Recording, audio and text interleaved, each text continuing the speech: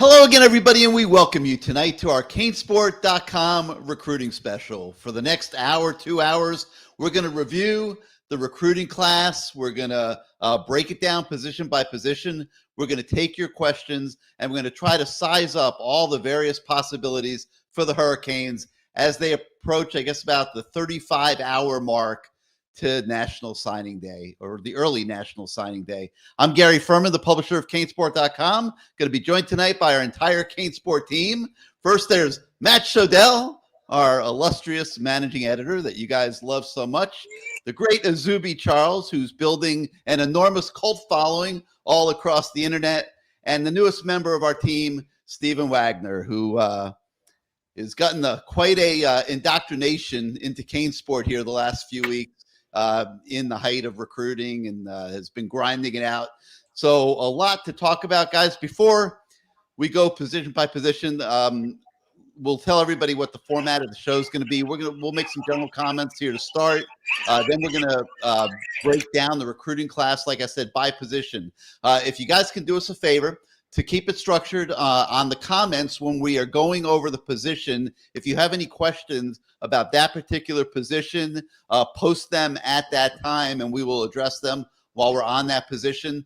We're going to be joined by Larry Bluestein after we conclude that, probably about the 9 o'clock hour for a little bit. He's going to talk about some of the South Florida kids with us. And then at the end of the show, we will open up the floor for all questions on any subject that you guys might have as signing day approaches.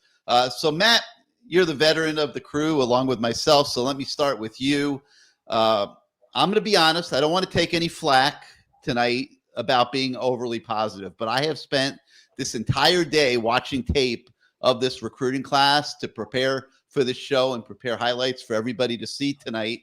And I like it, man. I see some guys that are a little under the radar, maybe in terms of rankings, that maybe are a little underappreciated right now, that actually could end up being some of the better performers in this class. I see a couple that I'm concerned about that I think maybe are a little overrated. And, I'm not going to be a negative Nancy like you, Matt, I promise. But, I do think we have to look at it, with an unbiased edge to give a complete total breakdown. So let's start with your overall general thoughts of the entire class. Believe it or not, and people are going to be shocked when I say this, the only thing wrong with this class is NIL. And before everyone freaks out, you probably don't understand where I'm coming from.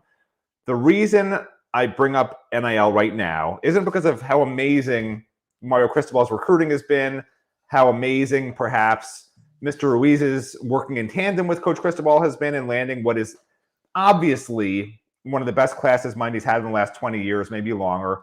Of course, you don't know until they play 3 to 5 years, which brings me back to NIL. Will they be here 3 to 5 years? That's what worries me because I'm a worrier, right? It's great you spend all the money now, but as everybody knows, a year from now, any of these 28 kids, whatever it winds up being, can be gone to another program. It's very disheartening when you get a great class where 5 years ago, they're all locked in for 3 to 5 years. They can't go anywhere. They'd have to sit out a year. The only people that would transfer at that point are people who either kick off the team or just people that are backups. But now your 5 stars can leave after spring practice. They could leave in the fall if they're not starting and another school comes along with an NIL deal they like. It's ridiculous. But right now, Miami's winning the NIL wars. What worries me is the future. The class is obviously great, but the NIL can mess it all up. That's what I don't like. All right, Azubi, you've gotten the full football season in with us. I've seen a lot of these guys live on the gridiron and gotten to know a lot of these guys as well on a personal level. And one of the things that I've been struck by is character. And I see this as being a very high character recruiting class. These kids are very likable. You could be friends with these guys. And, that hasn't always been in the case. Matt and I could tell you stories about, getting barked at by Nesta Silvera. No surprise to us that he flamed out at Miami and ended up finishing his career out there in Arizona. Matt, I'm surprised there's a nodding because we predicted it from the very beginning before he ever stepped foot on campus. These kids are different, Zuby. They're nice guys. You can, I mean, someone your age at least can relate to them a lot and bond, quite easily because of the personalities that they have. Tell us a little bit from the perspective of a millennial, so to speak, your impressions of this recruiting class, at least on the local level. Yeah, you took the words right out of my mouth, Gary. Just really high, talent guys on the field, but really high class guys off the field. Spending time with these guys, whether I'm doing, my sit down interviews or the 100-yard walks, you see their character, in the 2 or 3 minutes that the clip is. But when the camera's cut off is when you really get to know these guys. And from the time I spent was from the Washingtons, Frankie, Ray, guys like that, Ruben, from the time I spent with him, they're just such high character kids with, a great head on their shoulders. They're coming into this program with that mindset. Hey, I'm from Miami. I'm from South Florida. I'm ready to be that change. I know we've had people say that before, but I'm really, really commit to Coach Cristobal and all these guys. I just really, really love what they bring mindset-wise to the field along with their talent. Stephen, you and I have been hitting the film projector a lot the last few weeks and breaking down a lot of these guys. And just like Zub and I were just talking about quality from a character standpoint, you see it from an athletic standpoint too. And some of the, I mentioned this a minute ago, some of the guys that we've been most impressed with as we've been diving into it have maybe been some of the guys that aren't 5 stars that you sit there and say like, wow, you look at a Reuben Bain and you see his ability and you're like, wow. And some people are wondering, is he too small to play outside on the edge? Will he be an interior guy at the college level, kind of like in the mold of a Gerald Willis or I hesitate to say Warren Sapp, but Warren Sapp started out as a tight end at Miami and ended up being obviously maybe the best defensive tackle that ever played in the program and went on to make the NFL Hall of Fame. So I'm not dismissing anything on a guy like Reuben Bain. And then you start watching Joshua Horton, for example. And I know you were like me. I was like, wow, oh my God. I mean, I'm looking at Joshua Horton. I'm saying this guy is a future high NFL draft pick. Also a guy that's not, he doesn't come with the star ranking. I mean, he's a 3-star player in the star rankings. But I don't get that one just because when I watched him, I'm like, this guy is unbelievable. So from an ability level, Steven, talk about what you've seen here as you've been watching tape on these guys.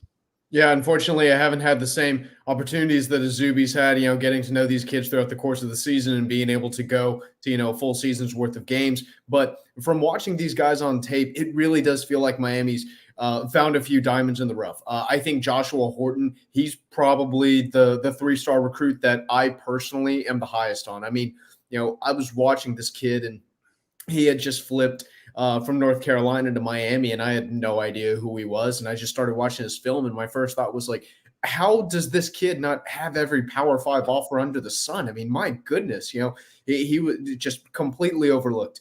Bobby Washington, another 3-star, high 3-star, we should clarify, but he's another guy who his ceiling is just absolutely massive. It's completely through the roof. It's absolutely tremendous.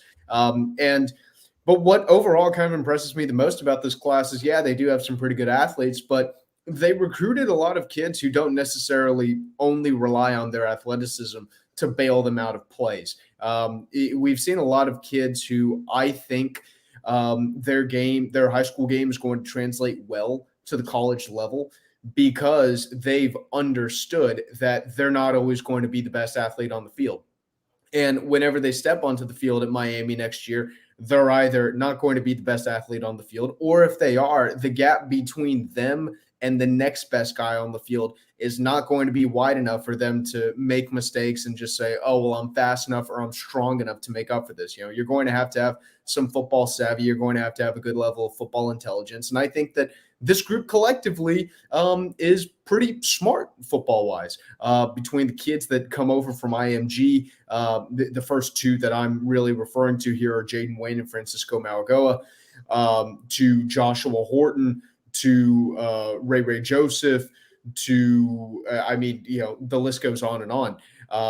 This is, a really smart group. Mark Fletcher's another one who just came over, who I think is, another really smart player and just understanding how to use his body to his best ability and create mismatches with other players at different positions. I think collectively this is a group that has a really, really bright future, and I see a lot of potential here, not just raw athleticism. All right, we're going to do questions at the end of the show, but Sean Wired, one of our viewers, came so quickly with a good one. I thought I'd throw it up here on the screen. How much is Miami offering recruits in NIL? Everyone thinks it's all about the money, but don't other programs have big collectives with lots of money? Okay, Sean, a few things.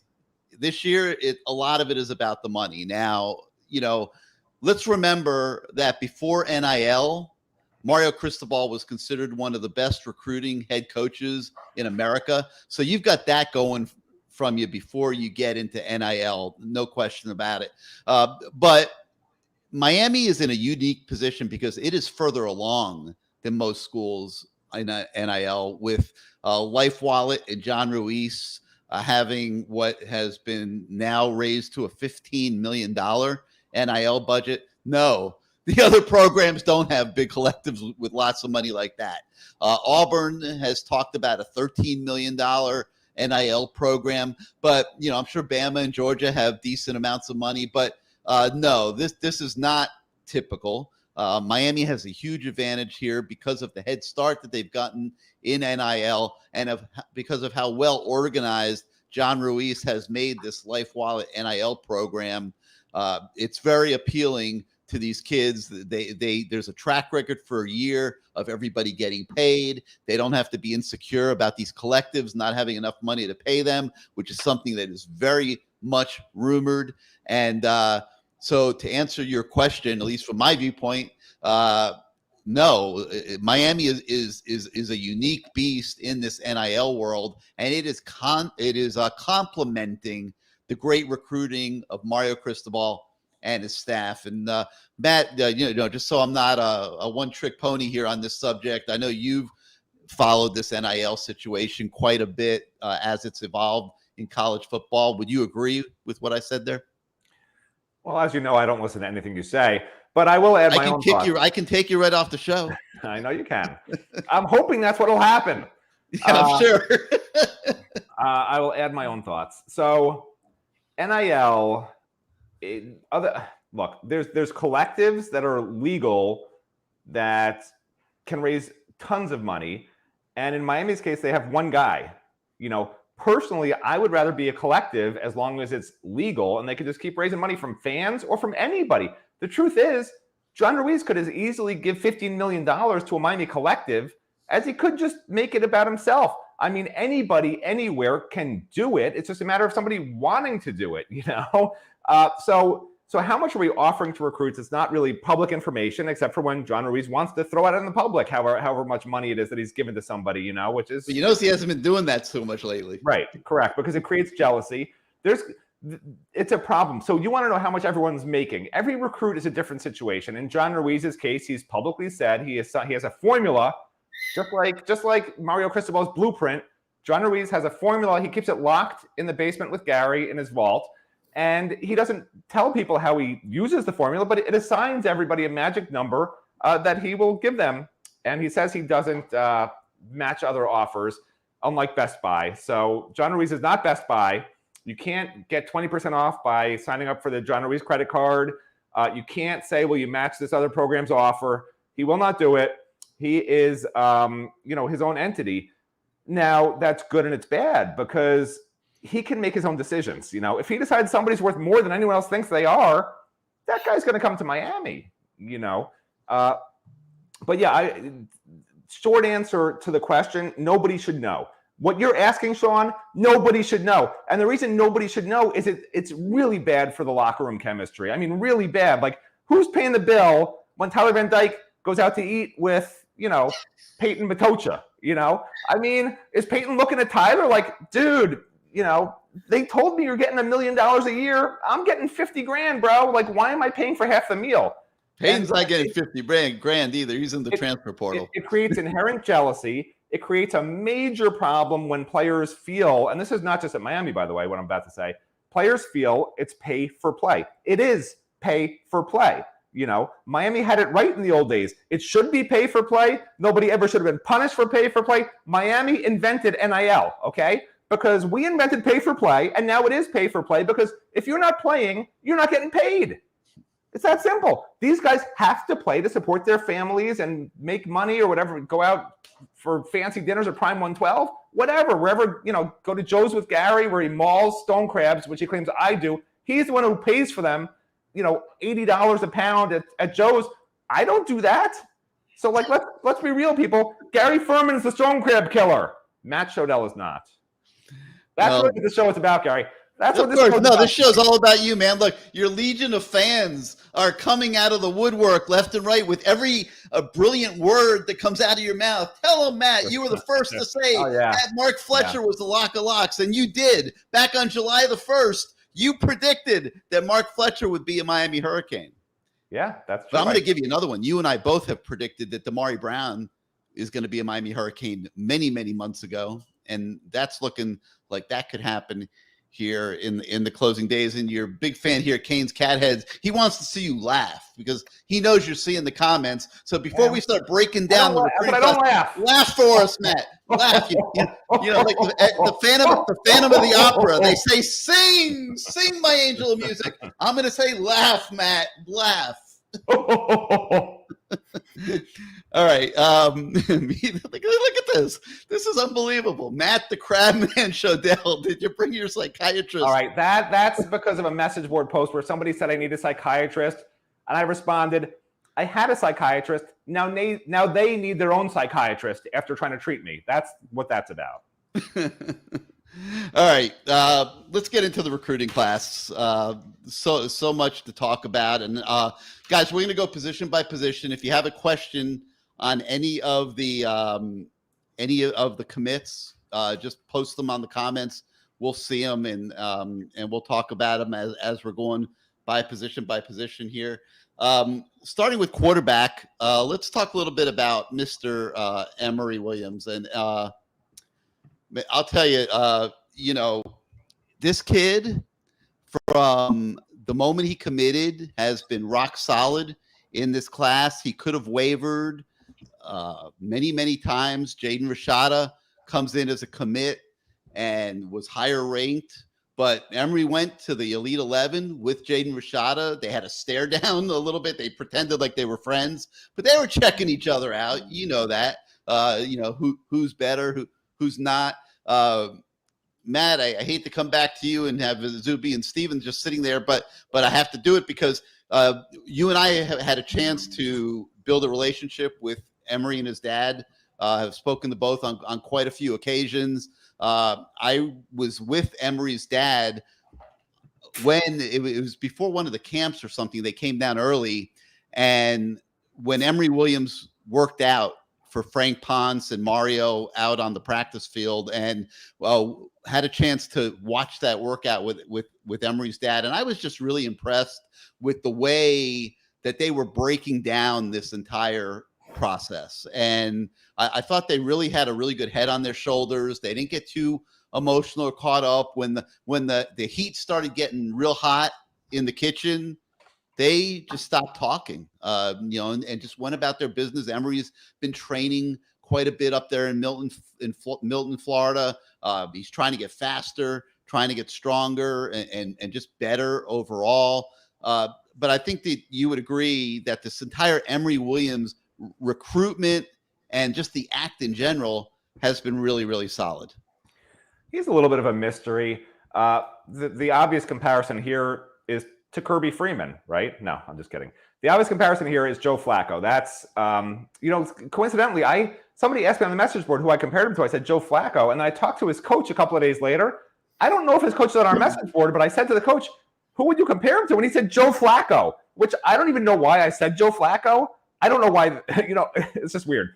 But he is like Joe Flacco. He's not the most mobile guy, but he can make a few plays with his legs if he has to. Likes to throw from the pocket, really strong arm, and a winner. Joe Flacco may not be the most flashy quarterback in the world, but you know what?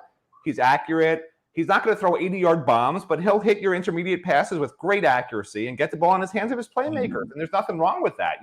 This is not a guy who's going to be a flashy guy throwing dimes 40, 50 yards down the field. No. That's why he's not that highly rated. He didn't have major offers. He had a few. Florida State nibbled a little bit, but really he didn't have a lot of options, and he wanted to have a lot of major options, believe it or not. There was a period in his recruitment where he went a little silent over about a month and a half period early this season, where they were looking around who else is interested, who else wants me? And they wanted to take some visits and wanted to explore some options, but there was nothing that really intrigued them. And credit to Miami, the coaches did a great job of making sure he understood that we love you. We think you're our guy. And that's why he stayed committed, even when Jaden Rashada committed after him, and stuck with it. His coach really, the thing that really stood out to me that the coach said is just how intuitive he is about the game. Because we've seen so many quarterbacks at Miami who just freak out under pressure and throw the ball up for grabs, don't seem to understand how to go through the progressions when they first get in the field. Maybe they haven't done their homework. I don't know. They go to their first option. If it's not there, that's the end of the play.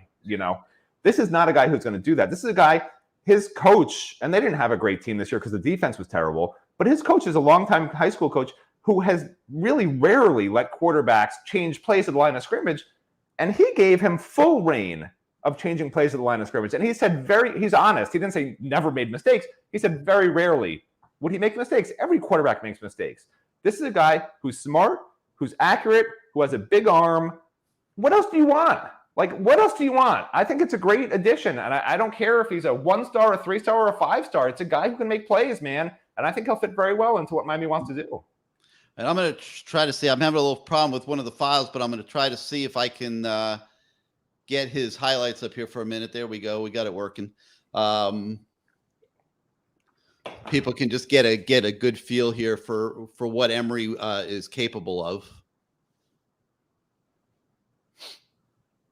The thing that really strikes me, guys, when you watch him is his ball placement. There are obviously higher rated quarterbacks, but Emory is modeling himself as a true pocket passer, and you could see that he's really worked on it quite a bit. Obviously these are highlights, but just look at how good he is and adept he is at placing the football when he releases it.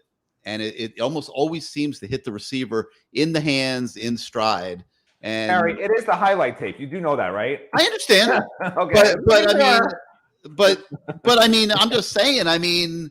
It's a highlight tape, but at least on the plays we're seeing, you could see that the ball is typically delivered pretty actively. And right, here put up the low light tape for everybody. Let's let everybody see that one too. I don't have the low light tape. Oh, really? But this is a kid that threw for 2,100 yards in 9 games, had 21 touchdowns, 4 interceptions. He also ran for 302 yards. That's not really his game, running the football, but he has been trying to get better at it. Like I mentioned, he has had a speed coach up there in the Florida Panhandle who's been working with him on his foot speed, and hopefully that will continue to improve as he goes forward in his career. Guess what? We got breaking news, Gary. What's that? Devontae Brown to the Canes, baby. Oh, Devontae. Yeah. He just committed. He just committed. All right, there we go. Yeah. Breaking news, and we'll get to defensive backs later, but I think that's a good sign for Damari. We had a story on the site today talking about with Selwyn Brown, the former Cane, who's the father of the Brown brothers, and he did kind of let a little out of the bag, saying how nice it would be just to have them both playing together at Miami. So Damari will not announce until Wednesday afternoon. Zuby will be there, and we'll have that for you on CaneSport.com. But I think that Devontae's commitment right now is a really good maybe foreshadow of what we're going to see. And Devontae just waited for us to start this show, Gary. He was just waiting. I'm waiting for this show to start. We're on 3. He's not going to be able to write a huge story about me. But guess what, Devontae? I already have the story on you, and I'm putting it up now, bro. can't outsmart on 3. Well, I'm looking to see if there's any quarterback questions here, and unless I'm missing them, I don't see any. So, Steven, any thoughts from you on Emory Williams? Yeah, he's a guy who I think he's really exactly what this class needs. He's not. He's not a quarterback where the expectation is, he's going to come in and win the Heisman as a freshman or anything like that. But he's a good, calm, composed pocket presence who, at least from a field standpoint, I can't attest to what he's like in the locker room, but at least on the field, he's mature. He doesn't really make a ton of just really dumb mistakes where you scratch your head and you're left wondering, like, oh man, what was this kid thinking here? I see a kid who I think he's a really, really good fit for Miami. I think he's a good addition to the quarterback room. They should have 4 quarterbacks now. There wasn't really much reason for Miami to take someone other than Emory Williams. I think Miami's the perfect fit for him. I think he's the perfect fit for Miami. And I think he's a really good addition to the locker room who can provide a little bit of competition in the quarterback room. And I think this is a really good addition. When Dante Moore kind of soured with Oregon because of their change in offensive coordinator or whatever, I thought for a little bit there that Miami might make a run on him. A lot of people have been asking about that the last week or so.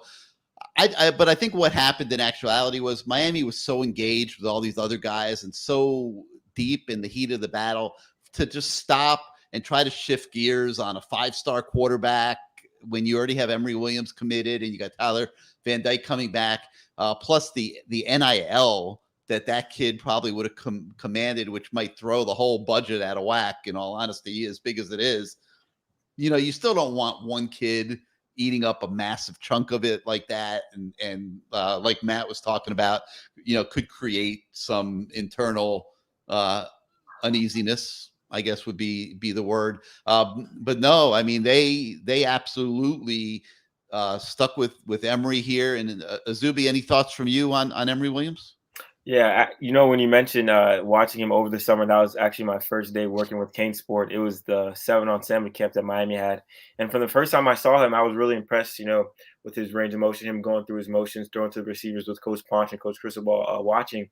And when I spoke with him a few days ago, it was really, eye-opening. He's a really composed kid. When you put the camera in front of most kids his age, 17, 18 years old, they kind of, get a little shaken up, but he was really composed. He handled every question, answered it real nice, real smooth. And he told me he just got done, working out with his up and coming receivers, Ray and Jackson Carver. And I thought to myself, how many kids, on a Sunday morning are waking up at 7 a.m., 8 a.m. going to work out with his future teammates. So I just really love, everything about Emory Williams. Heck, his last game in high school, he threw for 6 touchdown passes. So you see the upside, you see the talent. He's a real tall kid, 6'4", 6'5", so you're not going to worry about that. I feel like he can still put some more weight on his frame. He's a little on the slimmer side, but once you get him into that college eating program, weight room, he's going to fill out real nice. And I think he's going to be a really good quarterback down the road for Miami.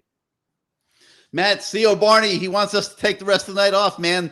Leave the rest of the show to Steven and Azubi. What do you think? That'd be great. That'd be great. Yeah, so I think we're all in agreement. Emory Williams, rock solid pickup. Time will tell whether he can become a starting quarterback at Miami. But, when I look at his tape, and I know it's just coming out of high school, whatever, Matt, he certainly looks to me like he can, throw it kind of as well as Jake. I mean, very similar, I think, the two of those guys. And, with Jakuri, we'll see how he develops here in the next year before he throws himself into the competition next spring to be the next starting quarterback at Miami with, let's remember, whoever else they recruit in the next class. But, Emory's got a nice head start. I think he's got a good foundation. So a good pickup for Miami there with Emory Williams. All right, let's shift gears now to running back. And my best friend, C.O. Barney here. is throwing out a question, so we might as well pop it up here before we get going. Who starts at running back if Trevante Citizen is not ready? He had a bad knee injury. I'll jump out there first, and I'm going to say don't be shocked if it's Mark Fletcher who starts at running back if Trevante Citizen can't go. Mark Fletcher, obviously, the running back commit along with Christopher Johnson in this class. Matt, let me start with Azubi. Azubi, you've watched Mark Fletcher quite a bit, and do you see him as somebody who is college ready right now coming into the Miami program? 100%. And I think that because of his size and his frame already, he's 6'2", above 200, I say 210, 215, maybe 220 pounds. And he's just a bruiser. Most kids coming out of high school, you don't see them his size. And we're playing the film right now, he can make guys miss. He's not going down first tackle. He's breaking that first tackle. And one thing that I love about him, he's not tiptoeing at the line. He's hitting the hole really hard. And I feel like that's something, that you're not going to get with every back coming straight out of high school. And I really love what Mark Fletcher brings to Miami. And I can see him potentially being a day one guy that comes to Miami and gets some really early playing time. Obviously, with Miami's running back room, having the issues that they had last year, I feel like Mark Fletcher can really come in and just kind of be that freshman that everyone, says, hey, this guy's really making stuff happen in Miami day one. How about Christopher Johnson, Azubi? Totally different style back. Do you see them as complementing each other? Do you see this as being a knockdown, drag out competition between those two? I feel like with Mark and Chris, it can be a great 1-2 punch. Because like I said, I feel like Mark is, that big third down back that you want to get him when you need those extra yards. But also if you need, a quick pass or something like that, that's when you can put a guy like Chris in. You can line him out wide. I feel like Chris brings a little bit more, a little bit different than Mark. Obviously, one's a 6'2", 200-pound, one's a 5'11", 190-pound guy, 180-pound guy. But with Chris, I love his ability to line him out wide and show that different look with him. Maybe you motion him out, kind of what they did with Jalen Knight in a little bit, put him at that slot position and really see what he can do, because he does have that game-breaking speed. And if you get him, a quick screen or a quick slant, he can make that one cut up the field. But I do think they can work really well together, complement each other, that kind of lightning and thunder type of deal. Matt, your thoughts on the running back recruiting situation? Yeah, I said on yesterday's Good Morning CaneSport show that I think that Mark Fletcher would be the starter, mainly because I know Mario Cristobal wants a power back and he wants a powerful offensive line and he wants to just be able to blow teams off the ball. It's great to have fast, twitchy guys too. To me, I think that would be great, especially in the receiving game. You see so many NFL teams have that success where they do both. They have two different types of backs that can, one a fast receiving back who can also obviously carry the ball, get to the edge, and then also that just really powerful guy. But in this case, the American Heritage head coach, Mike Smith, who was the running backs coach prior to this, has seen all the top talent come through American Heritage, of course. He compared Mark Fletcher to Derrick Henry. And Derrick Henry is not a guy that you see the Titans ever take off the field. He's a difference maker every time he touches the ball. So we're going to have to see if Mark really is like that, because according to Mike, not Derek, but Mark took a big step up his senior year, got faster, quicker, really understood the game, was able to wear teams down in the first three quarters to where he finished games in the fourth quarter, which he wasn't able to do previously. And when you have a guy like Mark Fletcher, and the reason I said on yesterday's Good Morning show is that I thought Mark would be the starter and would get 70% of the carries, is because I don't think that Miami ultimately wants to do what they did last season and play two backs split time in a game or three backs in a game, have a short yardage back, a first down back, a passing down back. I think they want a guy who's going to be the guy that wears down the defense over three quarters and then can either end the game by running the ball down your throat and running out the clock in the fourth quarter, or mixing in the run with the pass in the fourth quarter where the other defense is just tired of tackling a guy like this. So I think Mark Fletcher's your starter because Trevante Citizen, while he's similar to Mark Fletcher in terms of being a power back with good speed, Trevante's coming off a complicated knee surgery. It wasn't just an ACL. It was a multiple injury. And when you look at I compared this yesterday again, but I'll mention it again. Saquon Barkley, right, comes off the ACL the next year, which was last year. Not the same guy. This year, he's the same guy. It can take a couple of seasons before you're really back and even better than you were. So Trevante will be back, of course, this season. I'm not convinced he'll be the same guy he would have been this past season when, by the way, I predicted he would be the starter. I think he would have been if he never got hurt, and I think that's backed up by what we saw from the running backs not really being able to do much of anything all year. So it was very unfortunate Javonte got hurt. I think Fletcher starts, and I think Javonte will be a great back in the future, and I think the other guys will compete to get the other 30 to maybe 40% of the reps this year, and that's just what I think. Steven? So I really see this as kind of maybe being a situation where they aren't necessarily competing with each other, but rather they're on the field at the same time together. I can think of a lot of different possibilities with these two dudes on the field in a lot of different two-back sets. I think Christopher Johnson, kind of like Azubi said, I think he's someone that you could line up in the slot and you could kind of give him that. You could kind of try to get that, big play downhill threat. Maybe use him in the quick game a little bit and keep Fletcher in the backfield kind of as a running threat.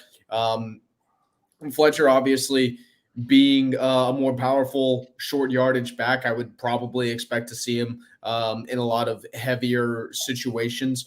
But I would really like the idea of maybe seeing them line up next to each other and maybe like some pistol formations, maybe in a couple of split back sets, some different 20 and 21 personnel packages. Heck, I would even like to see some 22 personnel packages next year with the tight ends that they're bringing into and the way that tight end room is shaping up.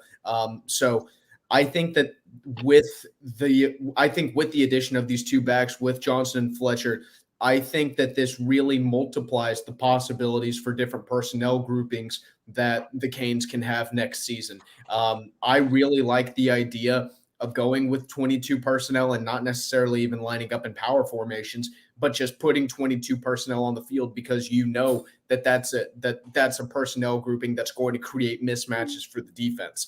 And so I really like the addition of these two guys, and I don't see them as competing with each other. I see them as two people who can work alongside each other really well. Yeah, I agree. People have been saying to me, Chris Johnson is not a polished running back. And I would kind of agree with that. He is not a polished running back, but you can't manufacture the kind of speed that he has, and he's a guy that you're just going to look to in spots, get the ball in his hands and let him try to make something happen. And sometimes it's easier said than done. Miami was never able to do that effectively with Devin Hester, for example. And Azubi, as a parting thought, since you have so closely been involved with Chris, you have to be more than just fast to play football. A lot of guys are fast. Do you see him as somebody that can develop a little bit more of those football instincts that maybe he just doesn't have yet, that we see from a Mark Fletcher in terms of the footwork that we see, when he executes plays and changes direction and things like that? Chris is more of like a straight line, find me a crease and go right now. Do you think he can develop some more of those running back skills? 100%. One thing that I really loved about Chris this year was his want to, line up and play receiver as well. Because during the Legends camp, that's one thing he worked on when they were doing the 7-on-7s. Instead of playing running back the whole time, he could have just said, hey, no, I'm going to play running back. I'm going to stay in this position. But he wanted to go out wide. He wanted to show that versatility off. And I think with a mindset like that, if he goes to Miami, he can be really coachable and learn those things that can be developed over time. So I really think he can kind of become more of instead of just, hey, he's a speedster, to a really, good running back for Miami. All right. And before we move on, I don't know about this login name that this viewer's come up with, but call me the cleanup man. He wants to know, what's up with Don Chaney, man? Is he just forgotten? Matt, why don't you take that one? Don Chaney is not forgotten, but remember, his whole knock on him at a high school was he just couldn't stay healthy. He still hasn't stayed healthy at Miami. He just has one thing after the other. If he stays healthy, sure, he's not forgotten. None of them are forgotten, but it's easy to forget someone who just can't stay on the field because they keep getting hurt. I don't know why he's constantly having injury issues dating back to, I think, his junior year of high school. So it's been, 4 years of constant injuries basically for him. When he's healthy, he's got, sure, plenty of explosion, But the tendency in football is, who you got now, and who you got now that's healthy. That's why we're talking about these guys we're talking about. That's why we're not talking about Trevante Citizen as much as we're talking about Mark Fletcher right now, because we know they want a power guy. And yeah, Don Chaney can be a good power speed guy, but it just seems he's constant shoulder problems, constant this, constant that. I mean, until he can show he can stay healthy, it's just hard to say, yeah, Don Chaney's the answer. That's my take.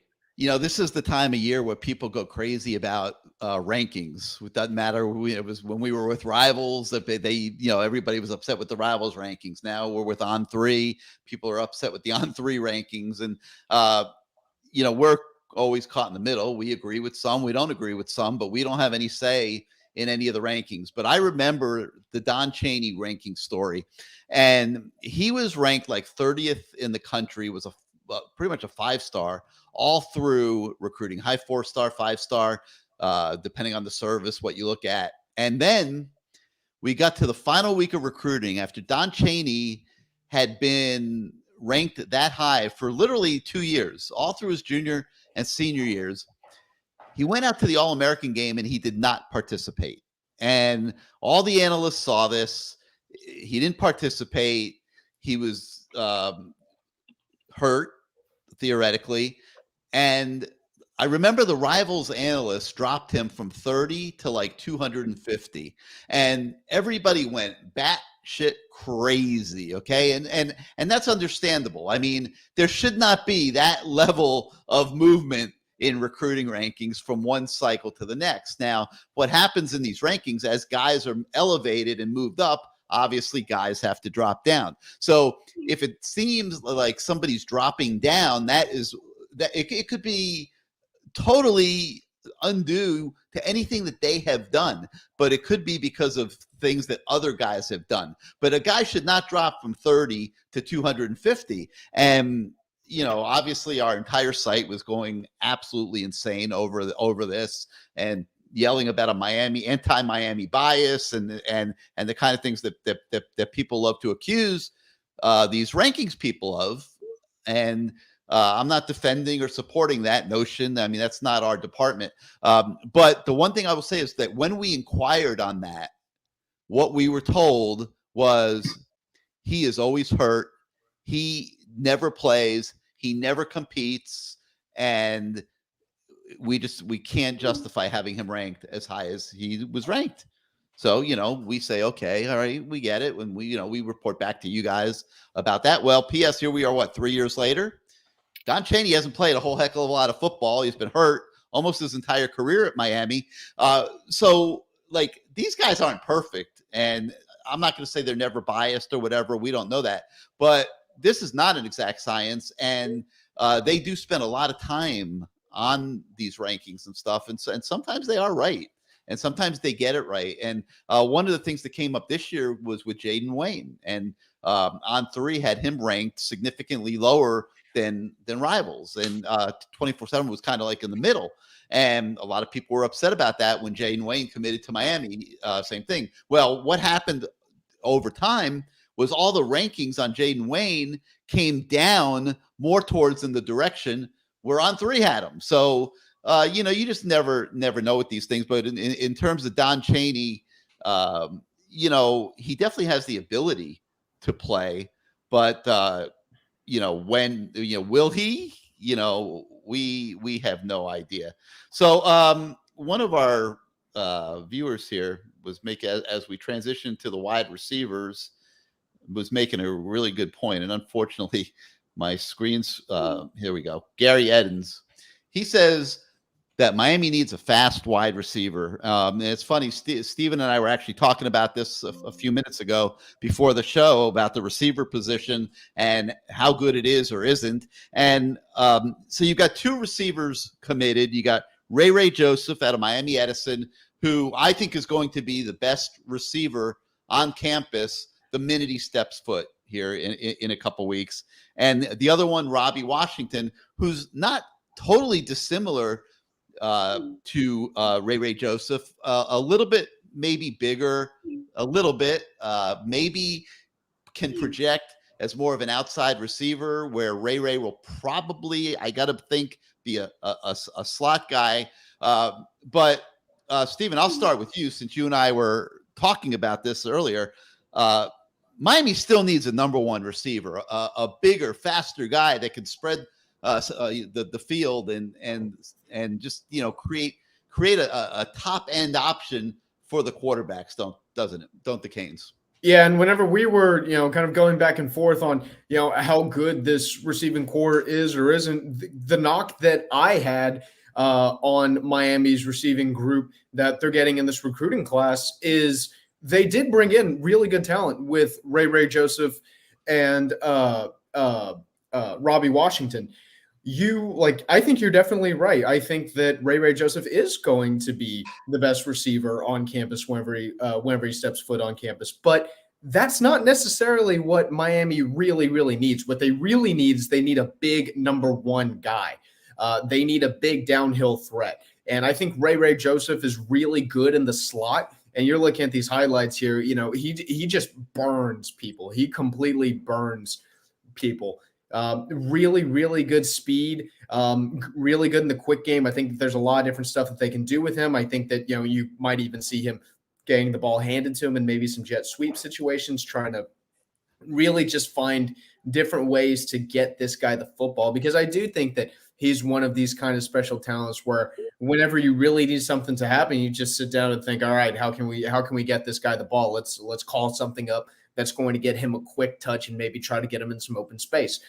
But neither him nor Robbie Washington are really that big physical perimeter outside threat that you really want to go up against a smaller receiver and win these one-on-one matchups. Not saying that, these, Ray Joseph and Robbie Washington, aren't capable of winning these one-on-one matchups with cornerbacks, but there's a little bit of a size discrepancy. Both guys are under 6 foot.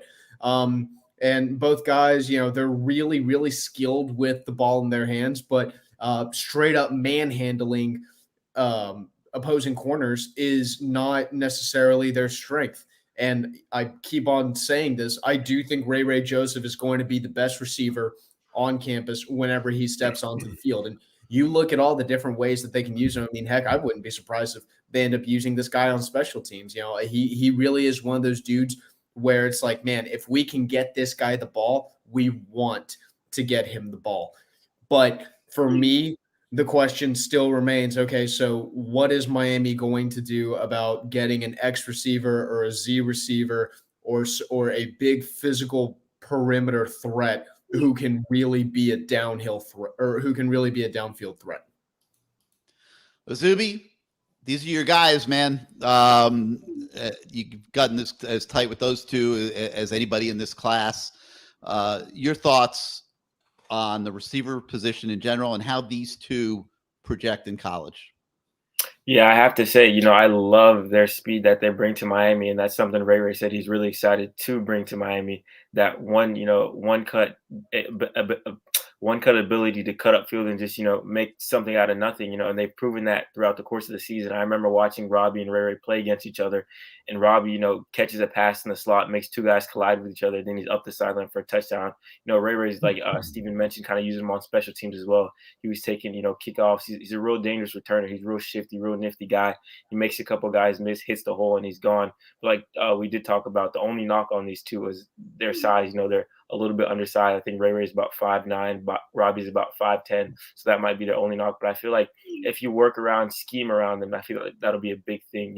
Put them in the right places to make plays, and they'll definitely make those plays that Miami's lacking, those big plays that we did not see very much in Hard Rock Stadium this year.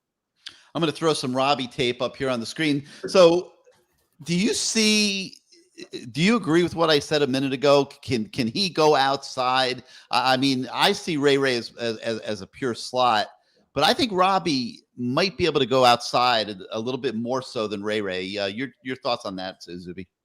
Yeah, I can potentially see that happening. I don't think that's the ideal position for Robbie being an outside guy, but like I did say, he's a little bit taller than Ray, about a 5'10" type of guy. He's really, really aggressive. That's one thing I like about Robbie. Some games you'll see him blocking downfield, laying down big hits to free up his running backs, free up his wide receivers. So he does that, had a little bit more of that physicality that Ray doesn't have. But I do I would say I like Robbie inside as a slot more than an outside guy. All right, Matt, any receiver thoughts from you?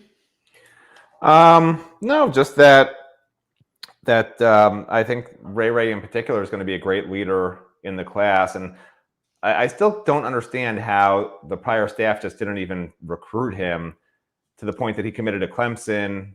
And I still remember trading texts with him when Miami started pushing for him when Mario took over, and how he would have to take these secret visits to Miami. And he was all worried that Clemson was going to find out, because Clemson's rule is you can't take any visits anywhere, And we'd say, oh, well, I would text him and say, I heard you were at Miami. Is it okay if we report it? And he'd say, no, Clemson. He'd say his words, Clemson's tripping, is what he would tell me.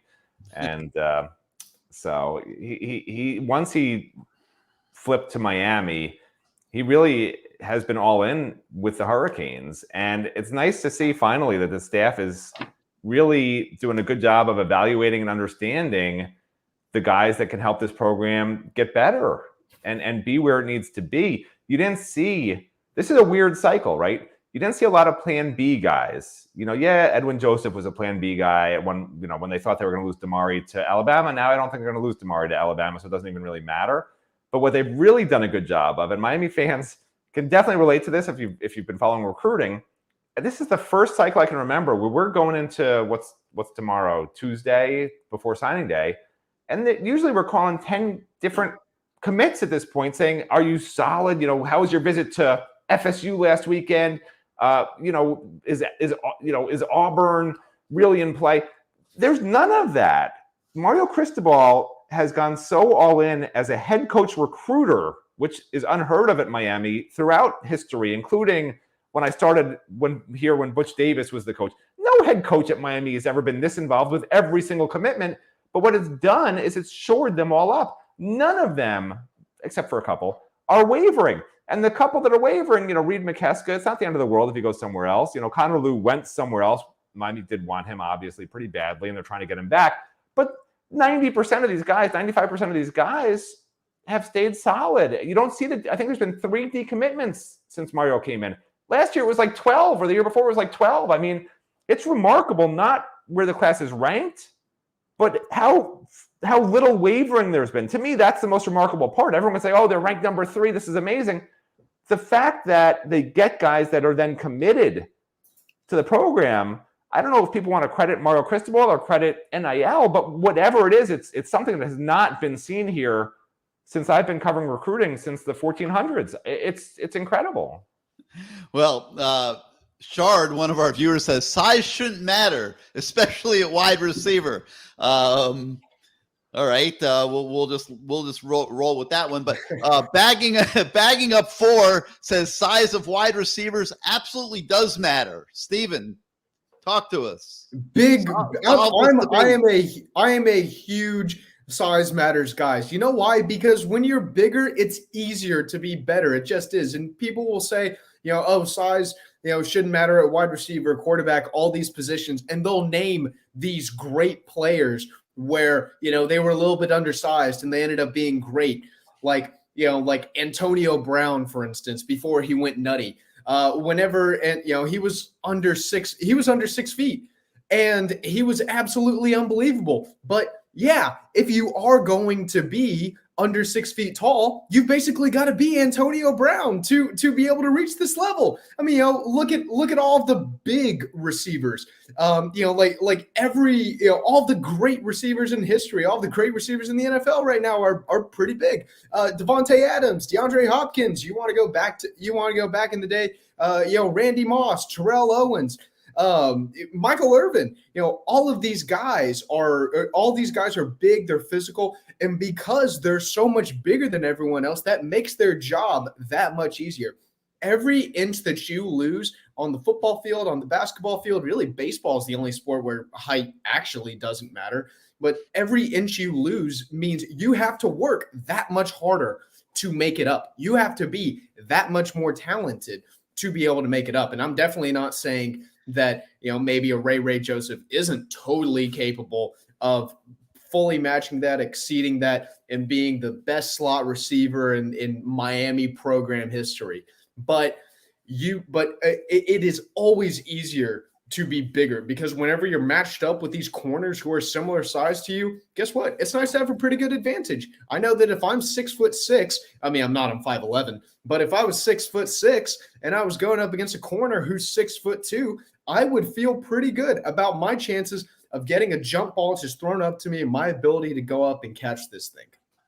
All right, so we're in agreement. The Canes need a number one receiver, and me and Sinclair Daly, we have a suggestion. Dante Thornton, all 6'4" and a half, 185 pounds of him, out of Oregon. Now probably sitting at home in Baltimore eating some real crabs as opposed to the stuff that Matt Shadell plucks out of Biscayne Bay. And they say he's picking between Miami and Auburn. Matt, I'll come to you on this one since you're the crab guy. Does Miami get Dante Thornton and solve this entire conversation about a number one receiver? Getting Dante Thornton doesn't solve the number one receiver. He wasn't a number one receiver at Oregon. He was a very nice 4-star, I believe it was, out of high school. But look, Come on, Matt. Put the cane shades on, man. Come on. I've made it clear. Put the cane shades tonight. Listen. Come on, man. We need a number one receiver. He's the guy that they're targeting to be that bigger guy to come into the mix with these guys. Colby Young. It's Dante Thornton or life, man. He's got to be good enough. Colby Young and Frank Lattin were supposed to be the same thing. I mean, I just want the right big receiver. What I'm not a fan of is you break up with 3 different girlfriends and then you invite them to move into your house with you. Mario Cristobal broke up with Oregon, and now he's inviting all his girlfriends to come back to Miami with him. It didn't work out with John Dennis. It didn't work out with Logan Sagapolu. Which Oregon guy has come here that's worked out with? I want a fresh start. I don't want the old girlfriends. Like, that's just me, bro. I want Justin Flo, man. I was heartbroken when he, I guess, committed to Arizona, but like I really thought he'd end up here at Miami. I don't know if that's a dead issue or not, but I was hoping he would be the Oregon guy that came east and help solve the linebacker problems, but we'll see what happens there. But all right, we'll move on from receiver, but I think we're all in agreement that Miami does need a number one, and I think they'll be looking very hard in the portal for it, whether it's Dante Thornton or somebody else. All right, let's move on to these tight ends, man. Really interesting to see. Well, you got Jackson Carver, Reed McKeska, and Riley Williams all committed now, okay? And we've been talking from the very beginning. When we get here in December, are all 3 of these guys going to still be on the board? And we didn't think they would. We thought one would drop. So far, nobody has dropped. Reed McKeska takes a visit this past weekend to South Carolina. We've been checking on that today, and from what we're hearing from people in his camp, he has not yet decided what he's going to do. But look, if I'm looking at this honestly, I mean, I'm looking at Riley Williams and I'm looking at Jackson Carver, and if I'm Reed McKeska, I'm sure he's been studying their tape. It would make sense for him to do so. And I'm thinking, man, like, am I going to be able to be competitive against these guys? I mean, I'm gonna pop Jackson Carver up here, and Steven, I'm gonna turn the floor over to you for a minute here. But this guy, like, I'm watching his tape, and I'm looking at his catch radius and everything else about him, and I'm saying, man, this guy has a chance to be like a Mike Gesicki kind of beast in this Miami offense. Go ahead, Steven, talk about it a little bit. Yeah, so Jackson Carver, he's really more of just that, he really is an athlete. He was a big lacrosse player. He's pretty heavily recruited to play lacrosse. You can see the plays that he's able to make here, the contested catches, just that massive natural frame that he has. Obviously, a lot of talent there. And then Riley Williams, he's one of the more polished tight ends in this class. He's a really good route runner. At IMG, he transitioned much more to kind of that natural traditional tight end role, as opposed to just being flexed out wide and being thrown the ball so your best athlete can go out there and make a play. I think Riley Williams is definitely someone who we shouldn't be surprised if we see him on the field this season at all, just because of how polished he's coming to Miami as. Also helps that he was at IMG and he had a pretty stiff level of competition last year. And then Jackson Carver, I mean, the kid really is just a raw athlete all the way around. And so, yeah, you mentioned Reed McKeska a second ago. I actually had the chance to ask Reed just kind of what he thinks about, the competition level of the tight end room, given how stacked this year's class is. And he said, he loves the competition. He's ready to compete. He wants to compete.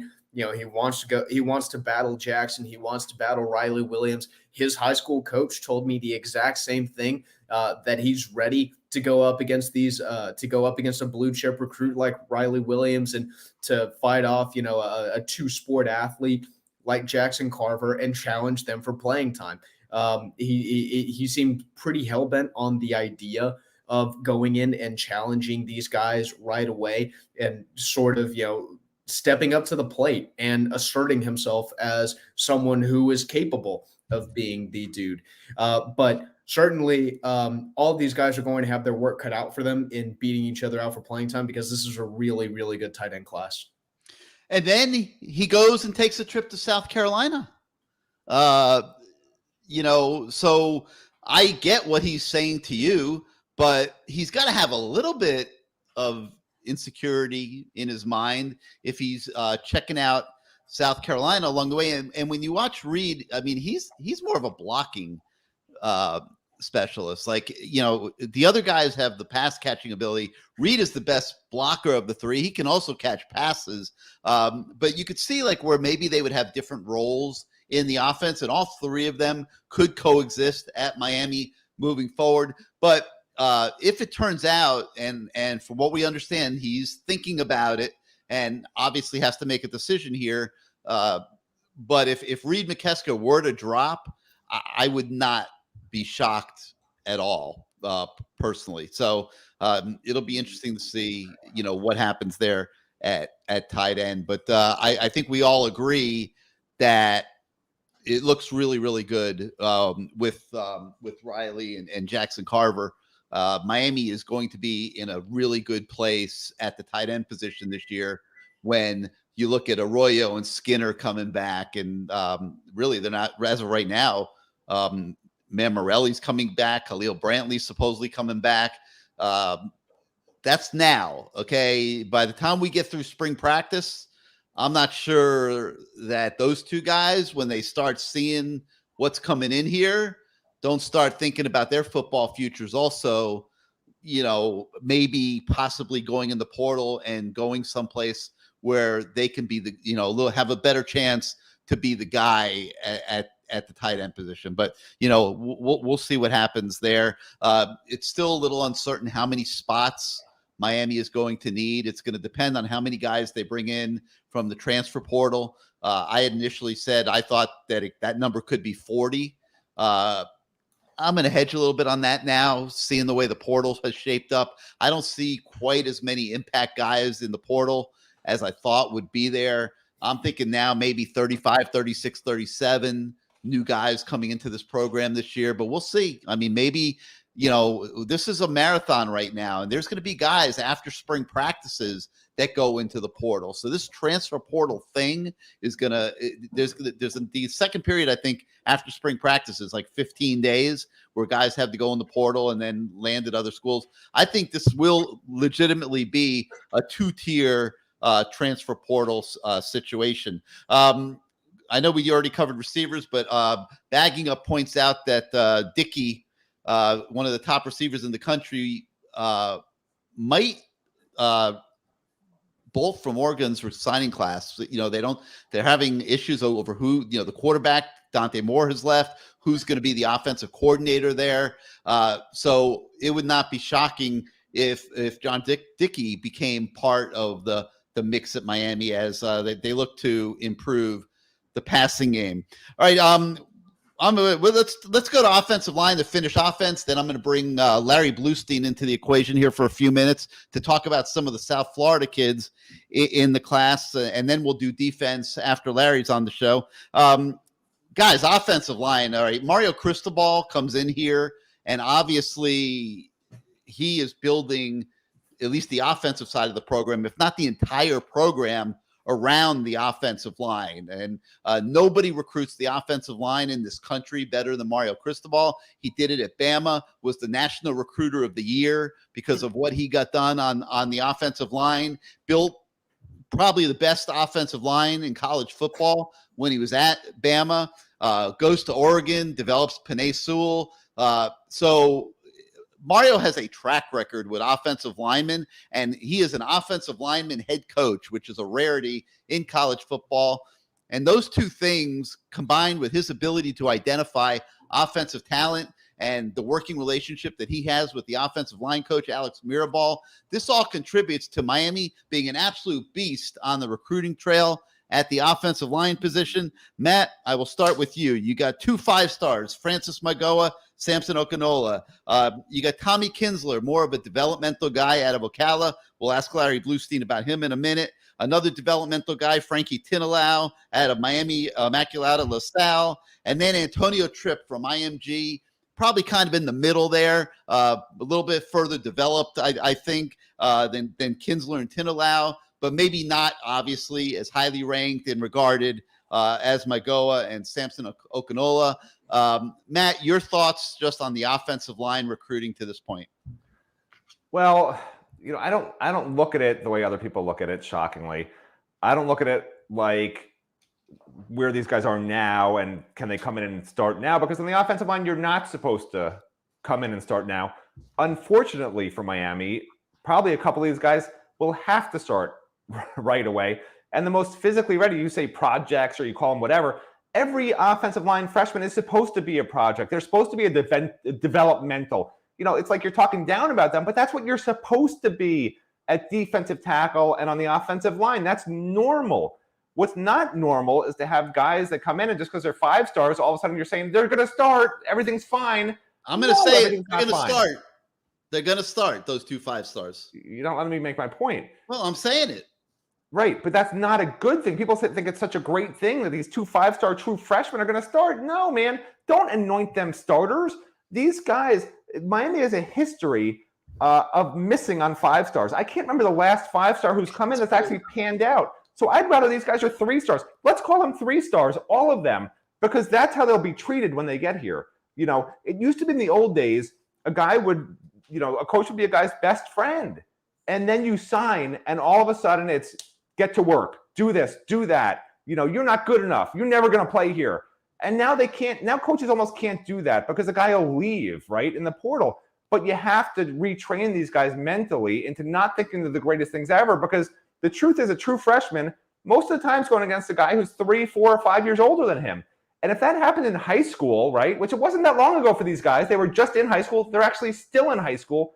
Think about a freshman in high school going against a senior in high school at a good program, 2 good programs going against each other. You're probably not going to bet on the freshman to dominate the senior. This is what we're expecting of these guys magically to happen. No, I don't want the expectations ratcheted up for these freshmen first year. They're all developmental. The 5-stars are developmental too, Gary, okay? The offensive line will be better next year only because it can't be much worse, okay? Inez Cooper will have to battle to start. Jalen Rivers probably will start. Zion Nelson, I don't know what his injury situation is. It seems like it might be a recurring problem. Hopefully it won't be, and he can get back.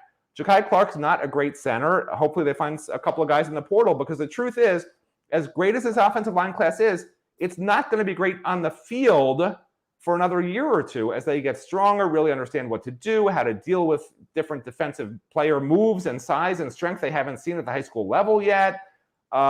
So, give it time. I hope fans aren't expecting this magically to be these amazing 5-star offensive line freshmen who are going to dominate. That's really not how it works, unfortunately. Well, I'm going to agree with you on one front, and that is it is difficult for offensive linemen to come into college and play right away. No question about it. It is not ideal. You would not find a blueprint that would say bring a true freshman, even a 5-star, into college and have them play right away. Even like a guy like Evan Neal at Alabama, I don't think he started till the middle of his freshman year. But this is not a normal situation in Coral Gables right now. The Miami offensive line has been horrendous for a long time, and it's been holding this program back quite a bit. And I don't see who is going to start over Mayagoa and Okinola. Okay, and I'm going to get Larry Bluestein's opinion on this in a minute, also. But Steven, I mean, we've looked at these guys. You've looked at them. I look at Francis, and I see a very polished guy who's had very good competition at IMG, and looks to me like as ready as a true freshman can possibly be. And Samson is just a massive human being. Now, we talked about this last week when we did our evaluation of Samson after he committed. The level of competition that Samson has gone against is not what Francis has gone against. It's not the same. Samson has just bullied people all through high school, and he is going to have to be able to play against better guys at the college level.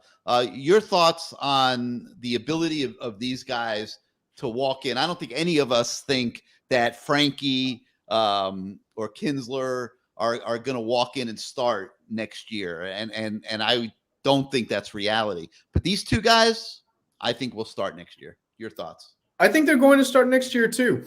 And this is kind of a situation that I see so many parallels between Miami and Texas, just in terms of, Steve Sarkisian and Mario Cristobal, kind of the way that they're building those programs. And, Texas was in a pretty similar position a year ago, and they went out, they got a bunch of offensive linemen. They started 2 freshmen. The offensive line wasn't incredible.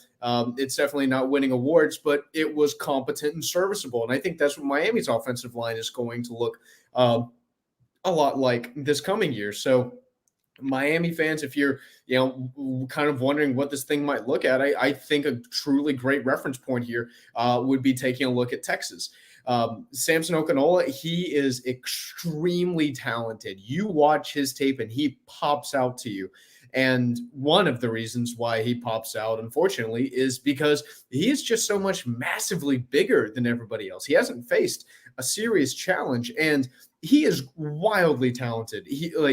Between him and Malgoa, Malgoa is rated higher than Okinola is. I have no idea how I would distinguish the talent level between the two. I mean, to me, they're one and the same. I mean, those guys are identical. It's just the only difference is that Malgoa was able to play at IMG in high school, and Samson Okinola was playing high school football in Massachusetts. And you watch his highlight tape, and he's bigger than everyone. He's stronger than everyone. He's faster than everyone. He doesn't ever get challenged. And so he's always been able to bowl over people. And the one concern that I have about Samson is how he's going to adjust to the college level of physicality. Like I said, he's never really had that physical challenge. He's never lined up against somebody who he knew, like, oh man, if I'm not careful here, I'm going to get beat. Like, this guy is either just as good as me or he's better than me. And Francis Malgoa, the other advantage that he's had from playing at IMG is not just playing against better competition, but practicing against better competition. He's been able to practice against Jaden Wayne every day for a year. You're telling me that's not paying some pretty big freaking dividends? Because I can tell you it absolutely is. There's a reason these IMG kids come out so polished, and that's because they've been practicing against other top Division I recruits every day for a year. Now, Samson, I think, does a really, really good job understanding pad level and understanding leverage and understanding that just because he's the biggest guy on the field, that doesn't mean that he should just rely on his strength and his size to beat other people. You see him get better pad level than defenders who are a lot smaller than him. And you see him, he calls himself the pancake honcho. I mean, he's earned that freaking name. You watch this kid. He is a load. If I'm a linebacker, I would not want this 6'5", 300-pound monster coming straight at me with a full head of steam. That would be a pretty freaking scary sight to see. So I do think the talent is 100% there, and I do think he will develop to the point where he is that starter and he is the player who we think that he can be. I think it's just going to be a matter of when. Is it going to be something where he doesn't really need a crazy huge transition to be able to come in and play right away? How long, does he need a couple of months to adjust to the physicality level?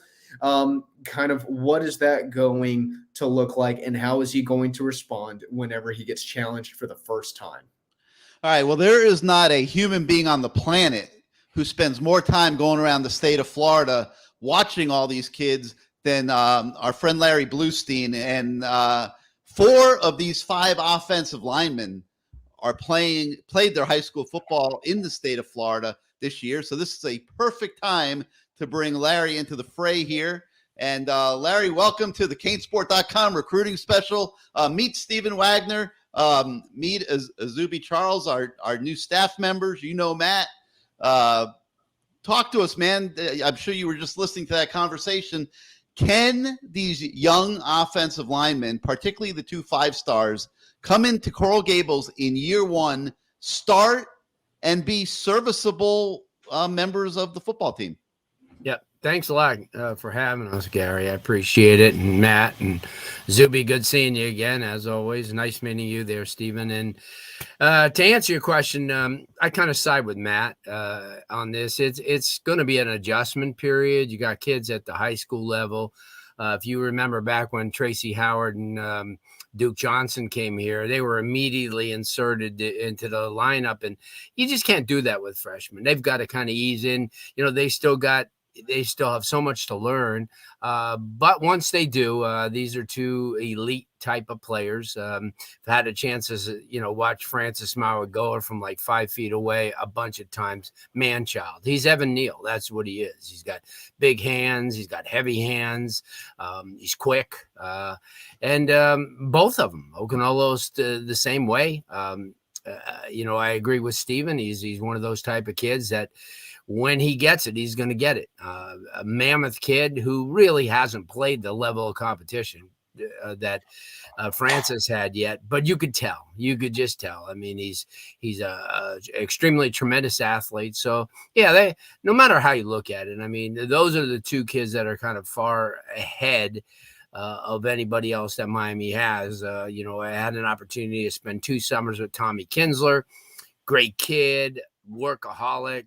John Brantley, I've known John Brantley ever since he played, and we sat down and talked about him and what he brings to the table.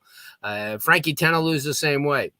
Frankie's one of those guys that you remember, he's limited on his football experience, but not his athleticism. He's a big kid, a rugby type of guy that is very athletic. So what Miami has going right now, and then having an opportunity to watch a lot of these kids, up close and personal and see what type of character they have, they've got a great class. But right away, what's going to happen, they have to go through a maturity period. And like Matt said, it's perhaps the hardest position on the field to really project. It really is, because you don't know how they're going to, how things are going to translate. But on those 2, I think you have a better than average feeling about them, that once because the whole thing is they're going to come in and they're going to go against guys that are 18, 19, 20, maybe 21 years old, who've had the experience, who've had the weight room that they haven't had. As soon as they catch up from a weight room experience and a technical experience, then they start surpassing. And that's what happens. And, that's how your great ones emerge. But you're going to have to rely on the guys that you have coming back right off the bat. It's just the way it has to be. But sooner or later, they're going to find themselves with less playing time, and your stars are going to emerge like they should. You don't have a tackle coming back, though. Campbell went into the portal. Yeah. Probably a wise move on his part. DJ Scaife is gone out of the program.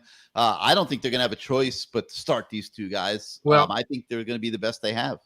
Well, Gary, I mean, I agree and I don't agree. I think they're going to come up with, just talking to some people, they're going to have 2 kids out of the portal. They got their eye on a couple of guys that can come in and at least bridge that gap. Both of them, one of them's a sophomore, one of them's a junior. And the fact is they come in with experience, and that's all you ask, because sooner or later they're going to be bypassed because they're not as talented as what you have coming in.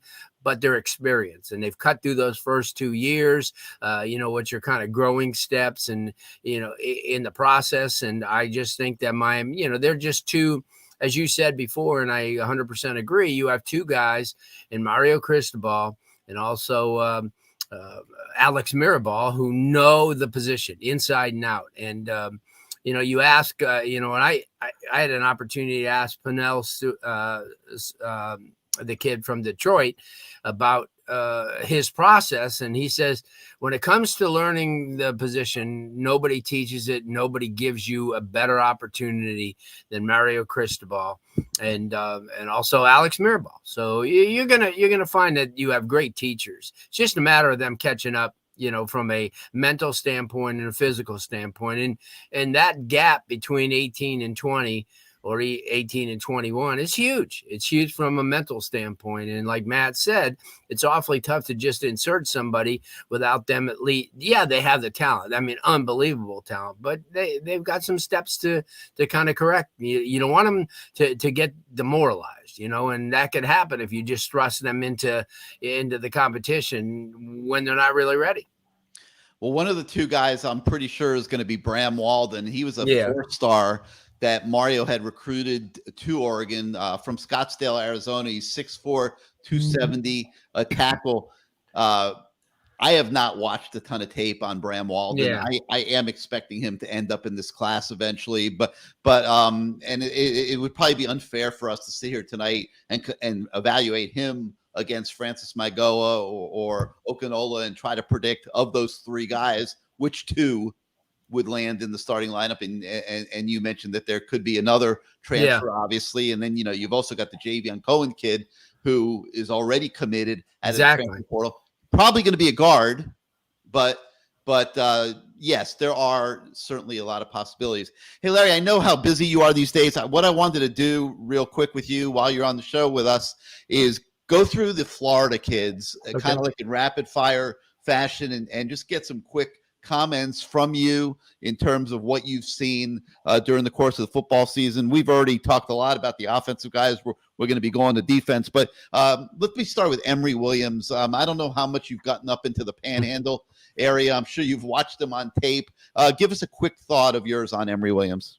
Well, as we talked last year, I'm kind of the one that discovered him 3 years ago at a Florida State camp, sitting there with Odell Higgins and talking with Odell, and I says, this kid's making every throw. Do you know who he is? And nobody had a clue who he was. And I asked a good friend of ours, Ty Wise, who coaches up in the Panhandle, former University of Miami center, about him.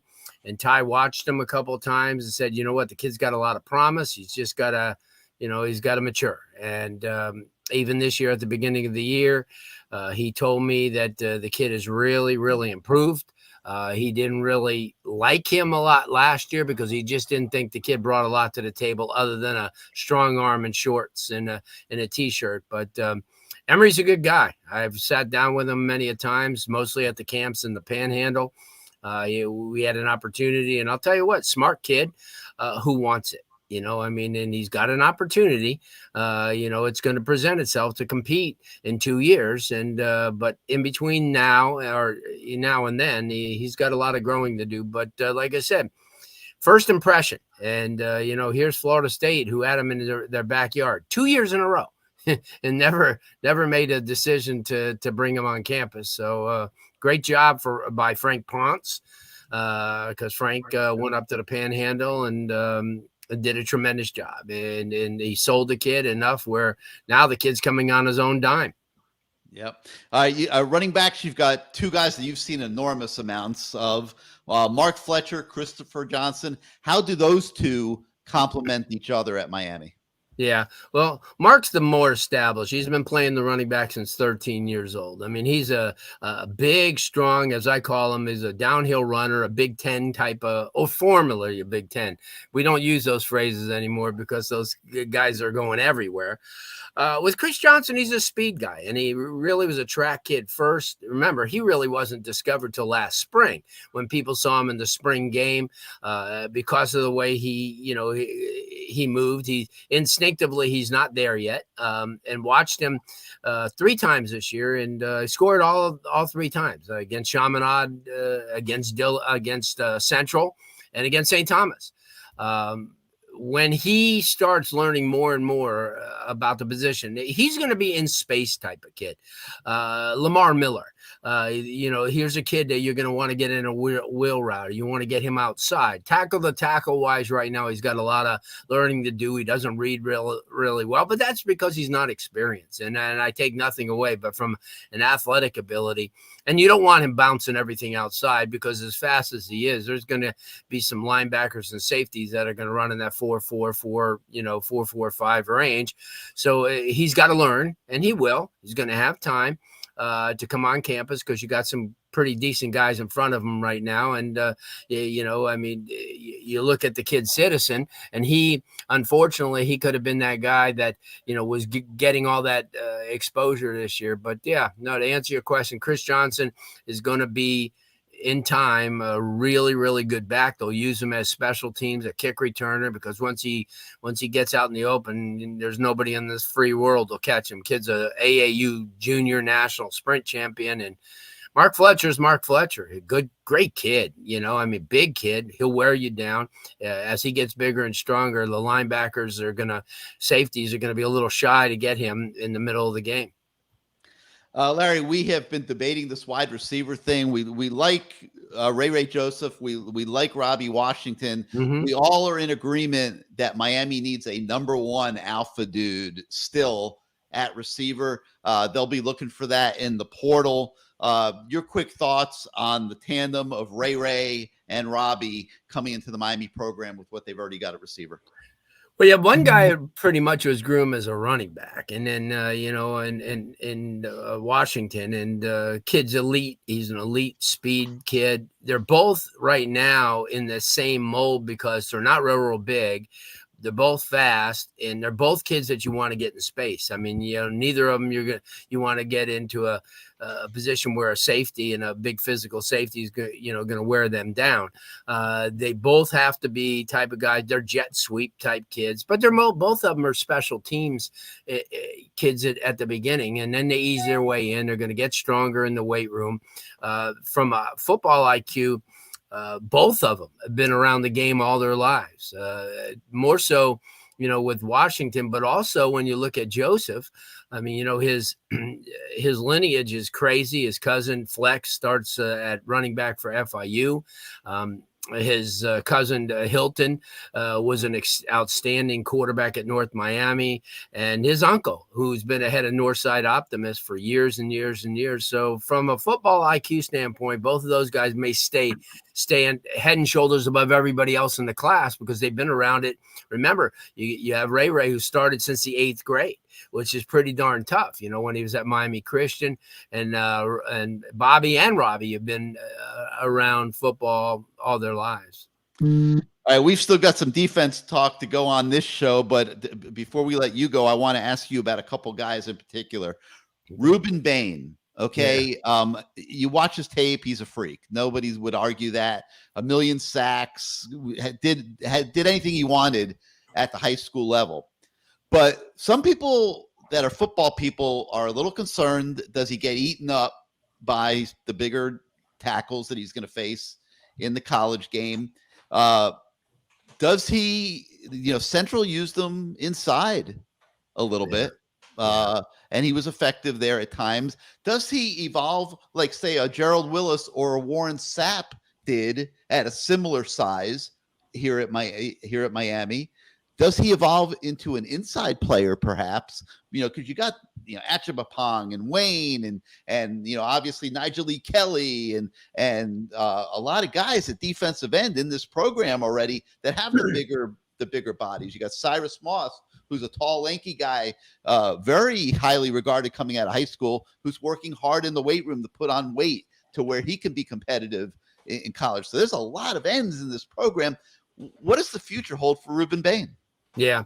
I think Ruben plays inside, eventually, for a lot of the reasons that you mentioned, plus the fact that he's a physical kid. His football IQ is off the charts. One of those type of talents that, if you remember when HB Blades was with Miami, wasn't the best linebacker in the world, but what he did is he tackled.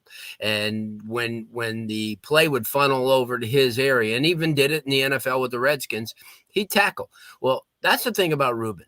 Ruben's got the mentality of a 6'5", 290-pound defensive tackle because of the fact that he's extremely strong, athletic, real smart, and he's going to adapt. And it's going to take him a little bit of time. Like you said, he could be, remember, you look in the ACC and you have 6'5", 350-pound linemen who will probably in the beginning overwhelm him, and rightfully so. I mean, Leonard Taylor has been taking an adjustment period. It's taken him 2 full years to try to get it a little bit, and he's a little bit bigger than Ruben is. But you mentioned a couple of names that you would compare him to. And remember, when Warren Sapp got here from Apopka High School, he was a tight end and a kid who kind of evolved into that position, and because he was smart and he's athletic. And that's what Ruben is. He's an intelligent kid who's very athletic. And when people throw that, that athleticism around, guys, they kind of like do it lightly. It's like saying, I love you.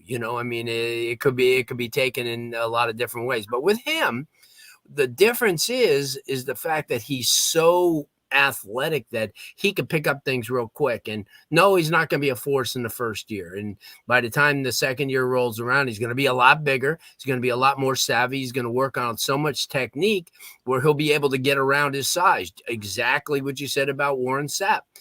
Because of Warren was so talented, he found out ways to be effective. And that's what Ruben's going to do. Yeah, I've been getting yelled at on the message boards. Gary, what the you're already changing Ruben Bain's position. But I'm telling you, I'm with you and Don't get me started on those message boards. Oh my God. But like we see this the same way. I look at him and I see a potential superstar, no doubt, on the interior. And it's going to be interesting to see where that one goes. Okay, just a couple more guys, Larry, I want to ask you about. A defensive end, Jaden Wayne. A linebacker, Malik Bryant. Yeah. People are telling me that, as people have complained about their rankings and things like that, that these guys might be a little overrated. And you are as equipped as anybody to comment on that. You have seen these guys live. Jaden Wayne, Malik Bryant. Well, let's talk about Jaden. I think there are very few kids that come off the edge quicker than him. He's very athletic. He's got long arms, and it kind of amused me when he committed to Miami that he went from a 5 to a 4-star. And having stood 10 feet from him and watched, that was a computer error, though, Larry. It legitimately was a computer error that they had him in the system with the wrong numbers. Yeah. But I mean, whatever it is, I mean, it doesn't diminish. And having an opportunity to watch him go through drills and play in a game, and then even watch some of his sophomore, junior film. This kid's a beast. I mean, there's no doubt about it. I mean, you get a Jason Taylor to work with him. You get a few, because I hearken him a lot to Nick Benito because of the fact that when Nick Benito, he was a great athlete, had long arms because he was a basketball stud. And all he did was work with Jason Taylor for 2 years, actually against John Bosco, his junior year. You could see Jason on the sideline just working some moves with him. And then ever since then, he became unbelievable. And then he went to Oklahoma and now is with the Denver Broncos. So he reminds me a lot of him because he's a total package, just needs to refine some of his technique. And that's par for the course. I don't care who you get. The same thing. And certainly a kid like that's going to be, he's going to be extremely impactful once he kind of gets it. And who was the other one you were asking? I'm sorry. I was asking you about Jaden Wayne and then Malik Bryant. Oh, Malik Bryant. Yeah. Okay, here's another kid. I can understand where people are talking because I don't think he was in the right scheme at Orlando Jones. I mean, they had him playing positions that he really will never play out here. He's not fast enough to go tackle sideline to sideline. He's a bigger kid, I mean, and he's a guy that eventually is going to have to, maybe move into the middle because of the fact that, he could be, he's maybe not going to be as efficient as a dropping back in the pass coverage, but that's why you have really good safeties. And that's why you have some really good linebackers. I mean, linemen like Aguirre. I mean, here's a kid who I think is going to be as effective as any of the recruits because of the fact that he drops into covers. He's got that safety mentality and that linebacker body. With Malik, he's got more of a defensive tackle mentality in a linebacker body. And but it'll come to him, like I said, because they're going to find out, what he's done at Orlando Jones is not what he's going to do here. There's just no way. He's not fast enough to do that.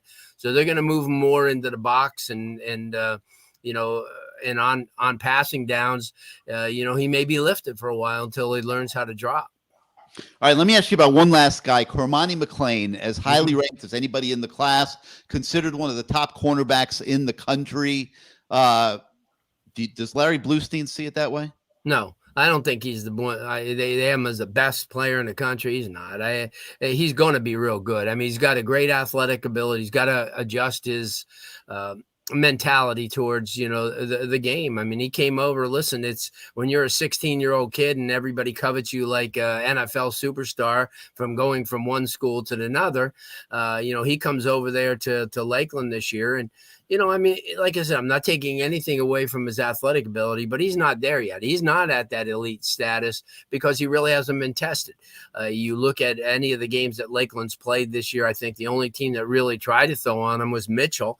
And, but even their quarterback, let's see what happens when he really has to go under fire and, he's into college and they'll find out real quick because in, scrimmages and in practice and in no way, don't get me wrong. I mean, he's got extremely, probably as much of an upside as anybody, but he's still got to prove it.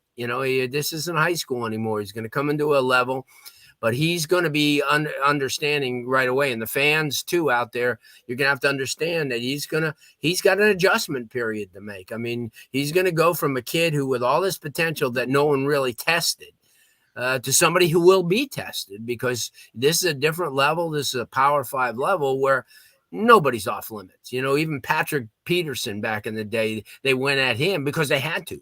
I mean, when you have and Miami's recruiting the way they are, I mean, there's some dudes back there. Miami's and they're gonna have no choice but to go on his side, and let's see how he responds. He's a tall kid. He's really long, 6'2.5", almost 6'3". So, and that's another thing. He's going to have to be a little bit. He's going to have to hit the weight room more than most because he's tall and angular. He's just got to keep getting stronger and stronger to prevent injury too.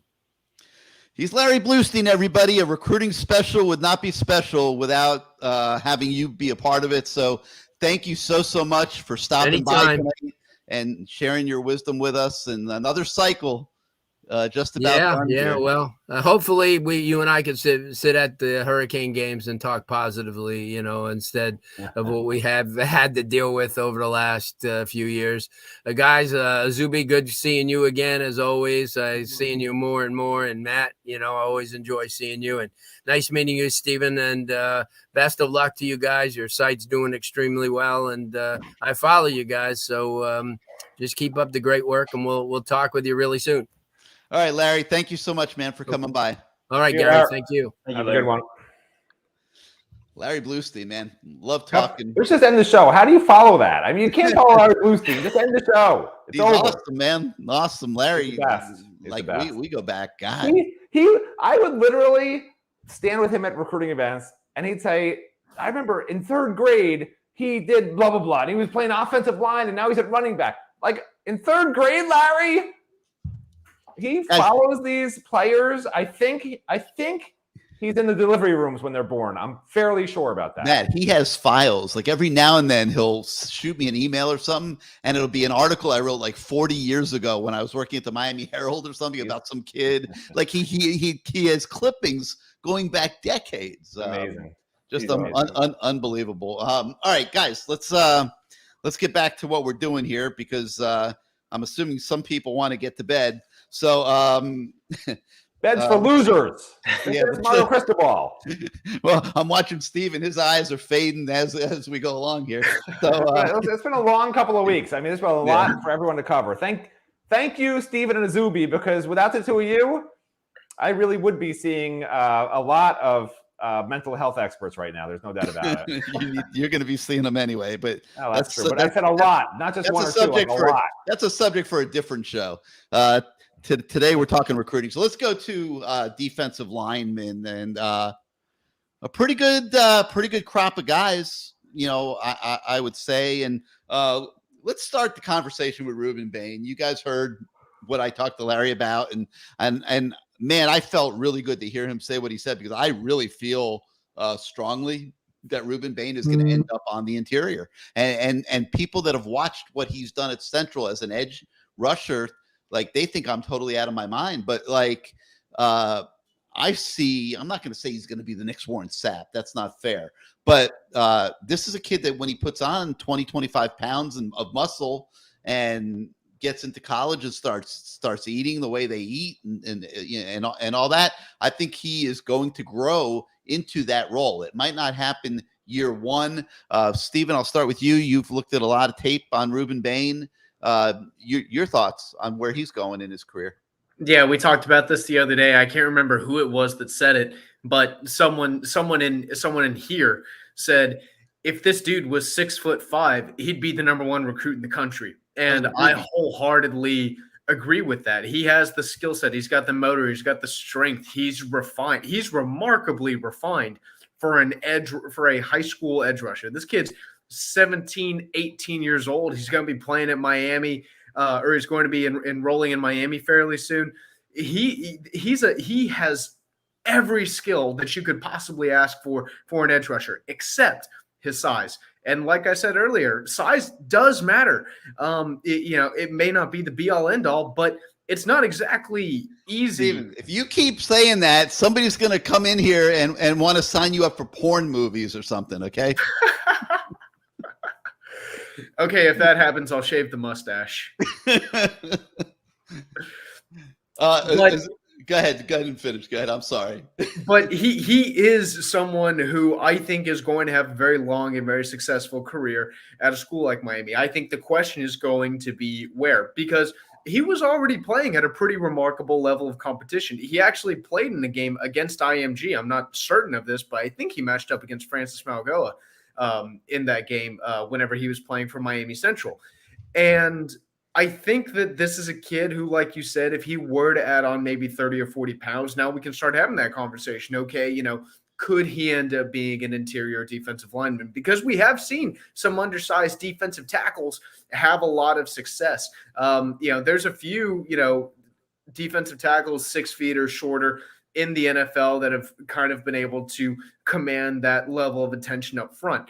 I think one thing that's going to be kind of interesting to watch for Ruben Bain is if they're going to want to move him to the inside, not because they want him to really eat up blocks as a run stopper or as a nose tackle, but more as maybe, like a 2-eye to try to create a mismatch with him on a slower offensive guard, because I definitely think that he's someone who has the skill set to come in and play right away. You see all these highlights, he's coming hard off the edge, really violent hands, good speed, really good arsenal of moves for a high school recruit. He looks like a top 10 edge rusher in the country should. He looks like a #1 recruit in the country would if he were about 3 or 4 inches taller. I think this is another kid who I would kind of say he's unlike Okunlola in this way, in that he already gets it. He's already been tested, and he already has all of these skills. It's just going to be a question of where do they want to line him up? How is he going to develop? And is he going to put weight on? That's something that I'm really curious to find out. Do they want him to put weight on and maybe move him over to the interior? Azubi, your thoughts? Yeah, I love Ruben Bain. During my first year covering, football down here in South Florida, I'd say, there are 2 guys that I thought were, alphas on the field. Like when they stepped on the field, they made the impact. One was, Brandon Inch from American Heritage. I feel like that kid is probably one of the best players in South Florida that I've seen personally. The second alpha I'd say is Ruben Bain. I feel like he just commands attention from his teams. I've seen Miami Central quite a few times this season, and he's just that guy that when Ruben Bain talks, everyone listens. he's the leader on the defense. He's talking up the young guys. If a young guy makes mistakes, he's there saying, hey, get your head right. This is a big game. And I just, love that mindset that he has. One thing that he told me, Mario Cristobal kept preaching to him is we need a guy like Ruben Bain. That's a South Florida bred guy. That's a known winner. I mean, the kid doesn't know losing. His head coach, Jude Joseph, said that. He's been in high school for 4 years and he's won 4 state titles. So he's bringing that winning mindset, that winning culture to Miami's locker room. And that's something that he said he wanted to bring to Miami as well, that, dog mentality, that win by any means type of guy. And I believe he can bring that energy. I don't know, like we talked about, if it's going to be at the edge, I hope it's at the edge. If it's inside, I hope he does well inside. But something that he's 100% going to bring, regardless of position, is a winning mentality and that leadership role and that alpha mentality. So I love everything about Ruben Bain. All right. So you heard what Larry Bluestein said about him. He thinks he'll end up on the interior. I think he'll end up on the interior. You've been the flag waver for him staying at defensive end. We talked about it the other day. You said, but Gary, I'm 6'2", and I was just standing next to him an hour ago, and I was looking up. You're like, Ruben Bain can stay on the edge. Have you changed your mind?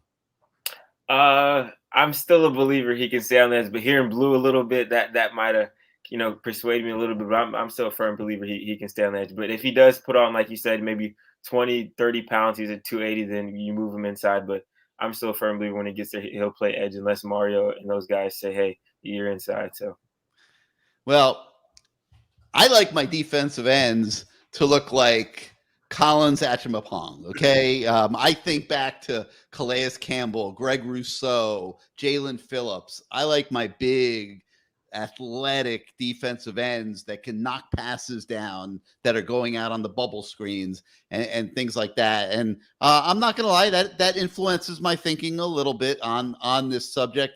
I would say one thing though, what someone he does remind me of is kind of a Akeem Messidor type of guy. I know Messidor is not the 6'5", 6'6", but a really, really high motor. And we saw what Messidor did this year when he was 100% healthy. He had that big game against, I believe it was Virginia. We had 2.5 sacks, 8 tackles, 2 tackles for loss. So I feel like if Bain does stay on the edge, he would be a Akeem Messidor type of guy, real high energy, not 6'5", not 6'6", that 6'3" range, and can be really productive there.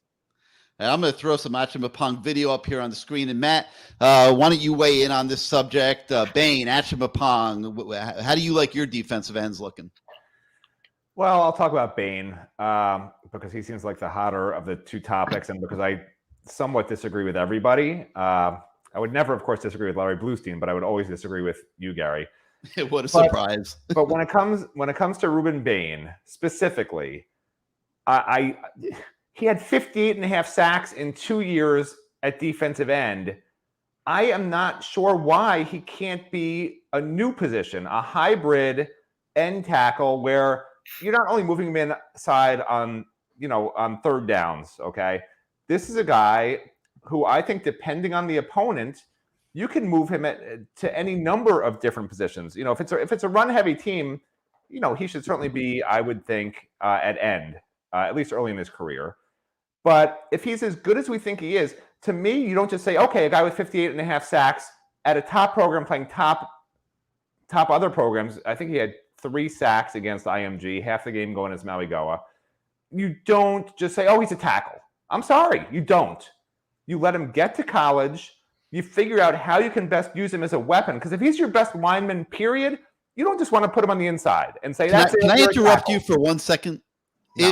Based on that theory that you just said, Warren Sapp, an NFL Hall of Fame tackle, never, ever sees that position for 1 second.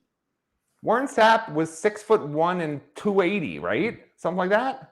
Yeah. This guy's 6'3" and 270. I mean, I don't see where. Only because Azubi says he's looking up at him. He doesn't look 6'3". Warren Sapp gets listed higher too. But Azubi might not really be 6'2", by the way. Okay. If you think that Ruben Bain is Warren Sapp, I can't even finish this discussion because he's not. It's not the same body type. It's not the same type of player. This is a guy who, against the top high schools in the country, got 58 sacks, over 58 sacks, 58.5 in 2 years. I'm not just saying, oh, forget defensive end with this guy. That's insane to me. You let him do both. And not just, like I said, not just, okay, he'll move inside on third downs. You figure out specific to opponents, specific to an offensive lineman he'll be going against, he can dominate that guy. If a guard and a center happen to be really weak on that team, sure, let him match up there. This is a guy you can specifically game plan against opponents with, which I don't think Miami's ever done. But I don't think Miami's had a guy like this where you can call I hate to call him a tweener, because if there's another word which is the opposite of tweener, which means it's a good thing, right? Because tweener is usually a bad thing. Oh, he's a tweener. We can't take him. He's too big to play linebacker, and he's too small to play defensive line. This is the first really good tweener, where I think he could play across the entire defensive line and excel across the board, and they could specifically match him up in games and make him a monster. Usually your offensive line has to guard against, the left end from FSU, right? Or we got a game plan. We're going to chip him with a running back. We're going to use a tight end on that side. If you're moving this guy around like offensive players move their best receiver around, right? Take it to the offense, man. Be innovative on defense. Defensive coordinators tend not to do that because they don't have the personnel to do that. This is a guy where they can actually be innovative for the very first time at Miami. Wow, man. I agree with you so much on this one. I can't believe it. I'm going to throw another guy. I mean, Zuby, you believe this? That I agree with Matt? All right, I'm going to throw another guy into the conversation here because Steven and I have watched him extensively, and we both think he is going to be an unbelievable player at Miami on the defensive line, and that is Joshua Horton from Fairborn, Georgia. And I'm going to throw his tape on Steven, but take us through it. Talk a little bit about what both you and I saw when we started watching Josh Horton. I love Joshua Horton. I think this dude might be the steal of Miami's recruiting class. You look at this dude, and the first thought that I had whenever I watched this tape was, how's this dude not have like every Power 5 offer you could think of? Big physical interior tackle, great hands, tremendous pad level. I truly love how violent and aggressive his hands are. And again, I get that this is a highlight reel, and this is meant to glorify him, but his speed, his physicality, his willingness, his pad level is outstanding.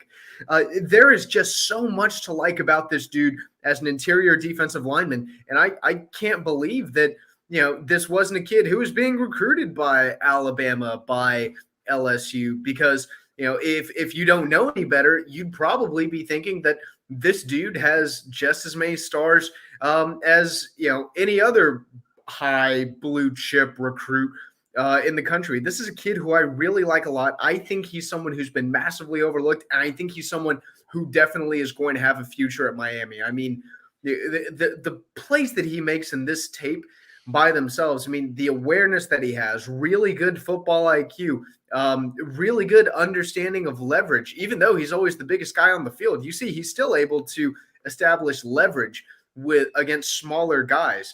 I'm not sure how long it might take him to adjust and develop at a school like Miami, because like Matt said, whenever you sign defensive or offensive or defensive linemen, it's kind of understood they're probably not someone who should be relied on right away, just because it typically takes maybe a season or two to develop, to really understand how to play in the trenches. But I mean, if this kid turns into a fraction of the kid that he looks like on this tape, I mean, my goodness, he is going to be a really, really special talent. Or not that he looks like on this tape, but that we think he can become from looking at this tape. He's going to be a really special talent.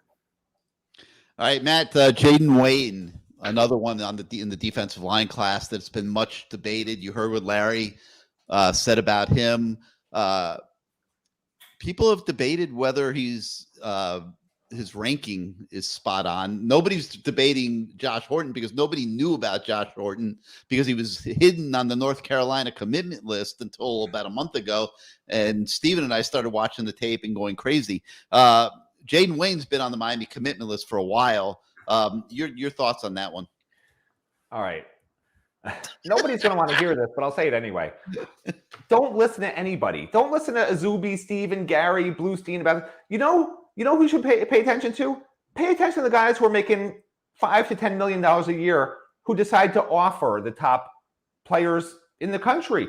And to me, that tells you how good a guy is. This is a guy who took an official visit. He had his top 6 back in May: Oregon, Bama, Georgia, LSU, Michigan State, and Miami. Offers from all of them. I believe he took official visits to Georgia and LSU, maybe, or had them set up. Oregon, those were all set up. This is a guy who, you name a top team in the country, like, they wanted him.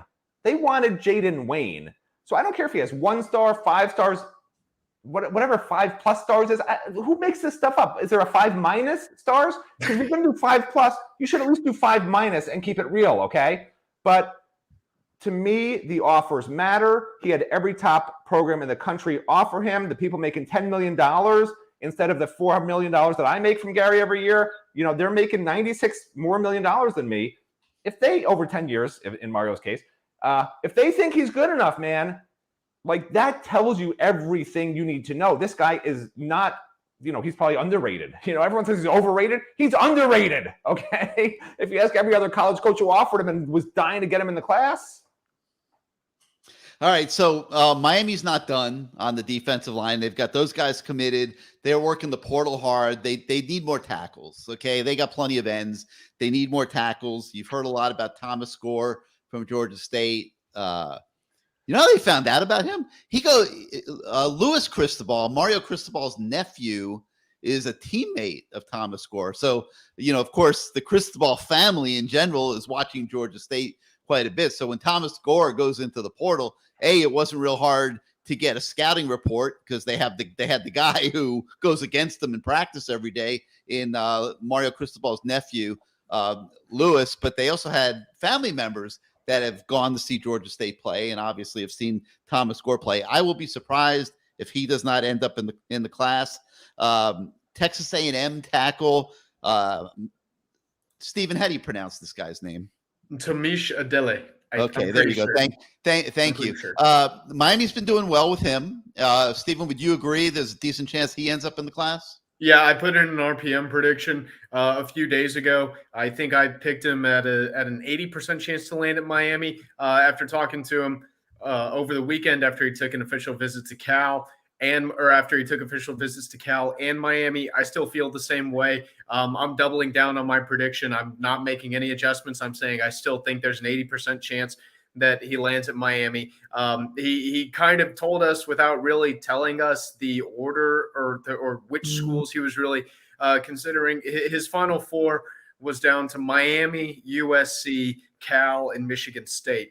And he said that some schools that he's considering that have a better record than Miami, they may not be able to offer him X, Y, or Z. Well, the only school that he was considering that had a better record than Miami was USC. So process of elimination, Miami's got a better shot than USC. He took an official visit to Cal, and he said that his girlfriend came along with him on his visit to Miami. He was also able to bring his parents with him on a couple of his different visits. And he said that his girlfriend loved the interactions that she had with the coaching staff. He said that she got really positive vibes, and that her opinion is one that he considers pretty heavily. And now he wants to take a little bit of time to kind of talk things over with his family. The one advantage that I feel like Cal really has over Miami in this is their pitch to him was, look at our depth chart. Who do you see on our depth chart that you're like, yeah, that's a dude who's going to pose a serious threat to me? Cal is in a much more desperate situation than Miami is. Not that Miami doesn't need him, because they certainly do. But Cal really made a really big push. But if it's going to come down to Mario Cristobal against Justin Wilcox, I mean, Mario Cristobal was freaking plucking Justin Wilcox's backyard for 4 years at Oregon. I mean, Cristobal's beat out Wilcox before. I would bet Cristobal beats out Wilcox again. I'm doubling down with my Adelaide prediction. I'll agree with you on that. I was so jealous of Matt's early prediction on Mark Fletcher that I got into the RPM as quickly as I could on this guy, and I won't try to pronounce his name. And I was right there with you, man. I think I did 75% or something, but I'm expecting him to be a Miami Hurricane as well. And there might be more that come up in the portal here. Miami does need defensive tackles. All right, linebackers, there's 4 commits. Obviously an enormous position of need. Popo Aguirre, a true inside linebacker, Malik Bryant, One of the guys that I think is one of the more underrated, underappreciated guys in the recruiting class, Marcellus Pulliam. I'll throw his tape up there in a second. And Bobby Washington. Linebackers. Go ahead, Matt. You start us off. I'm going to start rolling the videotape. I'm going to start with Popo Aguirre. Okay. Just as a general group, they needed linebackers. I think they have 3 coming back. I think one of them is Chase Smith, who's constantly getting hurt, but Chase Smith, I thought was going to be the breakout player this year on defense because the way he reshaped his body in the offseason, it was remarkable. He looked like a big-time player, and I knew he was very athletic coming from high school, so I was really excited about him. So, look, they have him. Obviously, they have the Saints coming back, who's really good, and Corey Flagg, who's, to me, an average middle linebacker. I'm not going to lie about it. So they need portal help. They need recruiting help. They need, every amount of help that they can get. As we already know, it's hard for a true freshman to really make an impact, although you saw Wesley by the middle of the season. He was pretty comfortable and doing a good enough job. It's kind of funny. The coaches were talking about how great he was. And for a freshman, he was great. But he had no tackles for loss, no interceptions, no forced fumbles, no fumble recoveries. He just made some good tackles and played pretty well. And that's pretty much what you get out of a true freshman. So, I'm not going to break down each one of these linebackers and what I think. I know Bobby feels like he should be a 5-star. He's told me that before. And that's what you want. You want guys who come in thinking that they're underappreciated, thinking they have to work really, really hard to get what they deserve. I think all 4 of these guys, except for Malik, have that. And the only reason I say Malik doesn't have it is because he Jaleel Florence us. Not just me, he Jaleel Florence to all of us. This is Malik, by the way. Yeah, so, I don't know where Malik's coming from. I've talked to the other guys. I know they want it bad. I know they want to be great. And that's honestly half the battle because we know they're all athletic and good enough. Steven, you've studied the linebackers a little bit. Give us your thoughts. Yeah, I really like Popo Aguirre a lot. He's a really big physical downhill run stopper. Could use a little bit of work and kind of his lateral quickness, his ability to get east and west, side to side. But he's someone who I think he's someone who's going to have a lot of success. I think he's someone the coaches envision having a lot of success. I also think Marcellus Pulliam is kind of underrated. He's really big, really physical, hyper athletic, maybe not as polished and refined as, say, a Malik Bryant or a Popo Aguirre, but definitely someone that Miami's coaching staff clearly values. And you can kind of see why, because he does have that raw athleticism. And I think what they're really hoping is that he has this natural framework. He has this natural, ability, this ball hawking sense that's just kind of born into some people. And they're hoping that this is the framework that they're going to be able to build around. Malik Bryant, he's obviously the biggest name in the class. I don't think anyone's disputing that. He kind of bounced around a little bit positionally in terms of being an edge rusher and being an off-ball linebacker. And I think Larry said it best, that he's probably someone who kind of figures to be like an in-the-box type guy. It kind of seems like, that's maybe where his skill set is. He's not really great in coverage right now, but then again, very few linebackers are great in coverage whenever they're coming out of high school. And like Matt said, you don't expect a linebacker to come in and be instantly incredible just because of how rare that is. It's pretty rare to start freshmen at linebackers anyway. It's even more rare for those guys to come in and have an all ACC type season. And then real quick, just on Bobby Washington, I think he probably has the highest ceiling of anyone in this group. And everyone that I've talked to said, Bobby Washington, that dude is a steal. That dude is hyper talented. We're not sure what his floor is, but we know that his ceiling is absolutely massive. It's funny. He started out as a throw-in, at least in the perceptions of everybody. There was question: is Bobby Washington worthy of a Miami scholarship offer? He kept getting better and better and better this year, and now people are seeing he really does belong. But I agree with you what you said a minute ago. I am all about Marcellus Pulliam. I'm going to throw his videotape up here for a minute. I think this guy is one of the more underrated, underappreciated guys. Look at his explosion. He's number 8 on your screen right now. You're going to see a couple clips here of and just his explosion to the football really, really stands out. And I love the guys that put these comments on the highlight tapes, and then he just looks to pummel people. Now he needs a little work on his tackling technique. No argument. He's got a little bit of James Williams tackling technique in him there. That he's going to have to weed himself up. Hopefully quicker than James Williams has. Going into year 3 here, and still a little loose on his tackling technique. But this kid wants to get to the football, and when he gets there, it truly is big dog status. Like he really wants to pound somebody, and you see him. It's almost like he's in a boxing match the way he knocks these guys down and makes some of these tackles. But I am very high on the potential of Marcellus Pullum, and I think that he will be a big time linebacker at Miami. Another name just to keep an eye on in the transfer portal, Francisco Mayagoa, without question is another guy that could join this linebacker group, a linebacker group at Miami that needs a lot of help, and we'll be watching for that as we get into the transfer portal. All right, defensive backs. You've got several commits here. Antoine Jackson, Cormani McClain, as we talked about earlier, rated as one of the top players in the country. It's crazy how these rankings things work. Cormani is extremely fast, very good athlete. Is he the number 2 player in America or something? That's a separate debate that we won't touch because he's the prime catch of the Miami recruiting class. And I am bound and determined to wear these glasses a little bit more tonight. You've got Caleb Spencer in this defensive back class. You got Robert Stafford in the DB class. Devontae Brown, the UCF transfer, he committed tonight.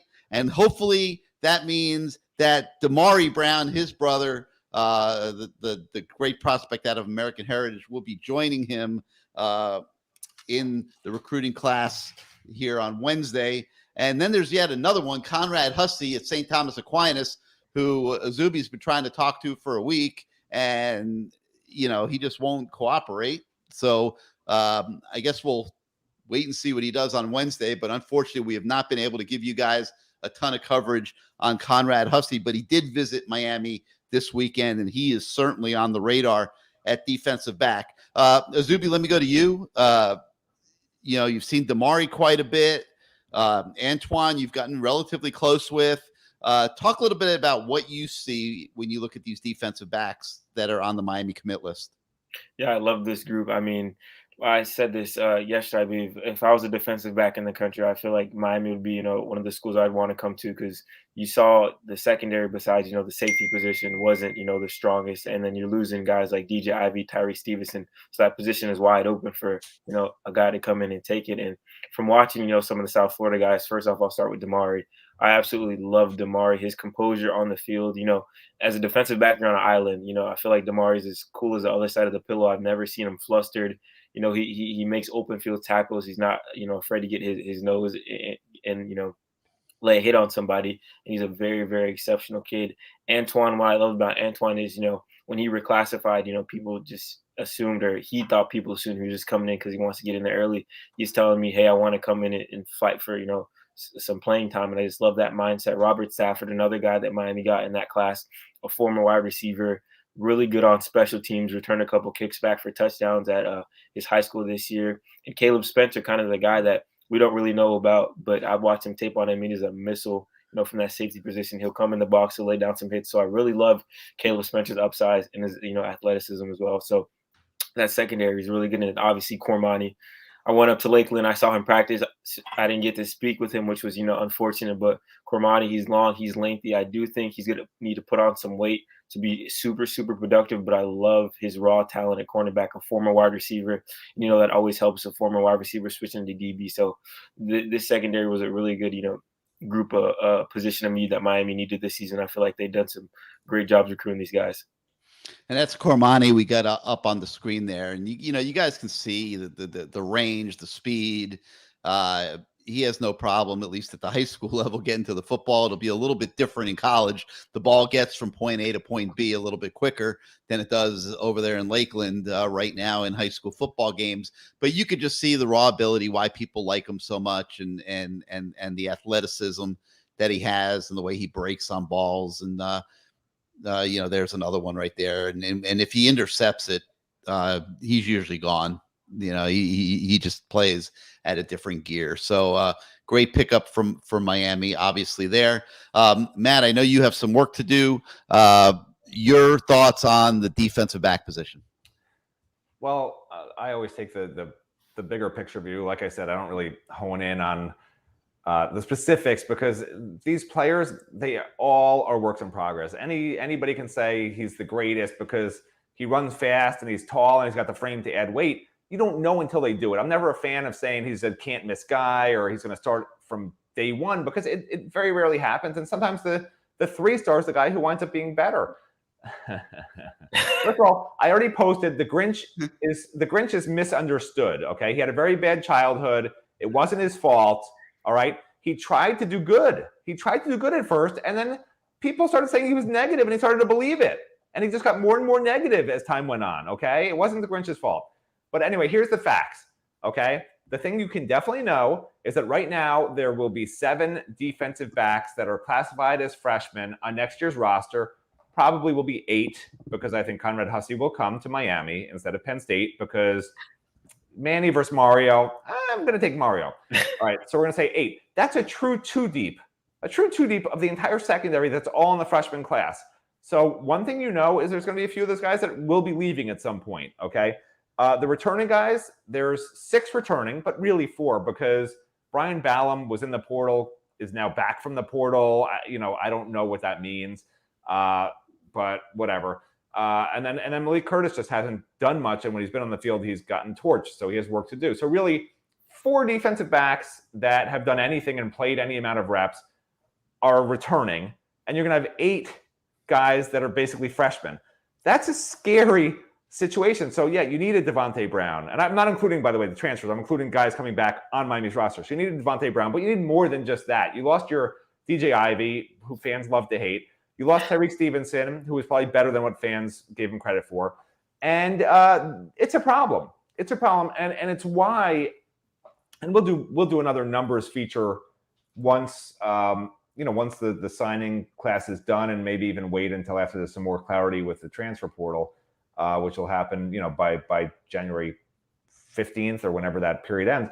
But the truth is, this is just a really, really, really young team next year.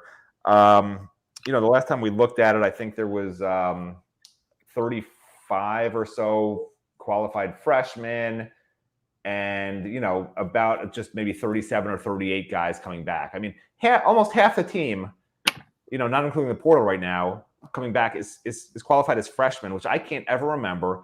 So what I encourage fans to do is enjoy this recruiting class and then join Matt the Grinch Shodell in understanding this season is a learning process where they need these young guys to be ready as sophomores or as redshirt freshmen to be major contributors, have some of the other guys who are coming back progress as well, add some more portal pieces next year. And I think 2 years from now, I really believe this. I think 2 years from now, with another great recruiting class, a few more portal pieces a year from now, they'll be in that expand. How many teams are in the playoffs in 2 years? They're going to expand it to what? 64 12 teams, right? That'll be the playoffs in 2 years.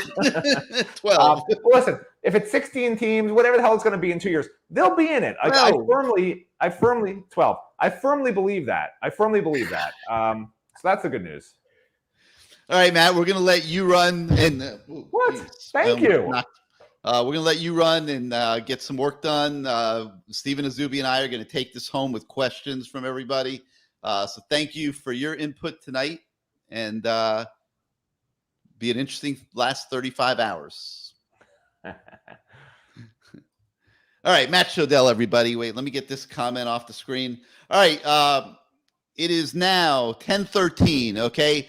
You guys that are on the YouTube chat, you guys have been pounding it all night. There is no way that I can go in there right now live on this show and weed through those questions that are lingering that we have not touched on during the show. So if you have a question of us that you would like for us to answer here on the show before we end tonight, please post it in the chat right now, and we will start addressing them.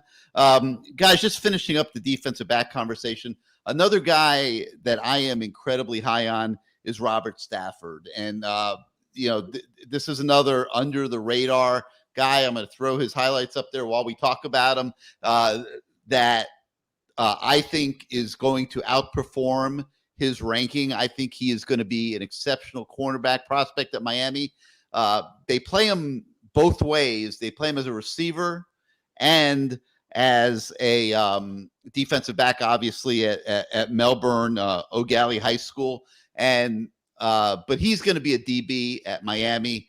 And he's like, to me, he's like an old school Hurricane. I really, really like this guy. He really popped to me. I'm surprised that he's not ranked higher than what he is. Watch this play, for example. He takes a pooch kick, reverses field, and then takes it to the house and outruns everybody on the field. Now, I know this is high school football, and I know some of those guys on that kickoff team. I don't know who they were playing, but they're pretty darn small and pretty slow. No argument. But this guy, you could see, has a lot of skills as an athlete, and they're going to play him a corner, and I'm expecting him to be a really, really good one for the Canes. All right, let me see what we got here on the question front. Let's start with this one here.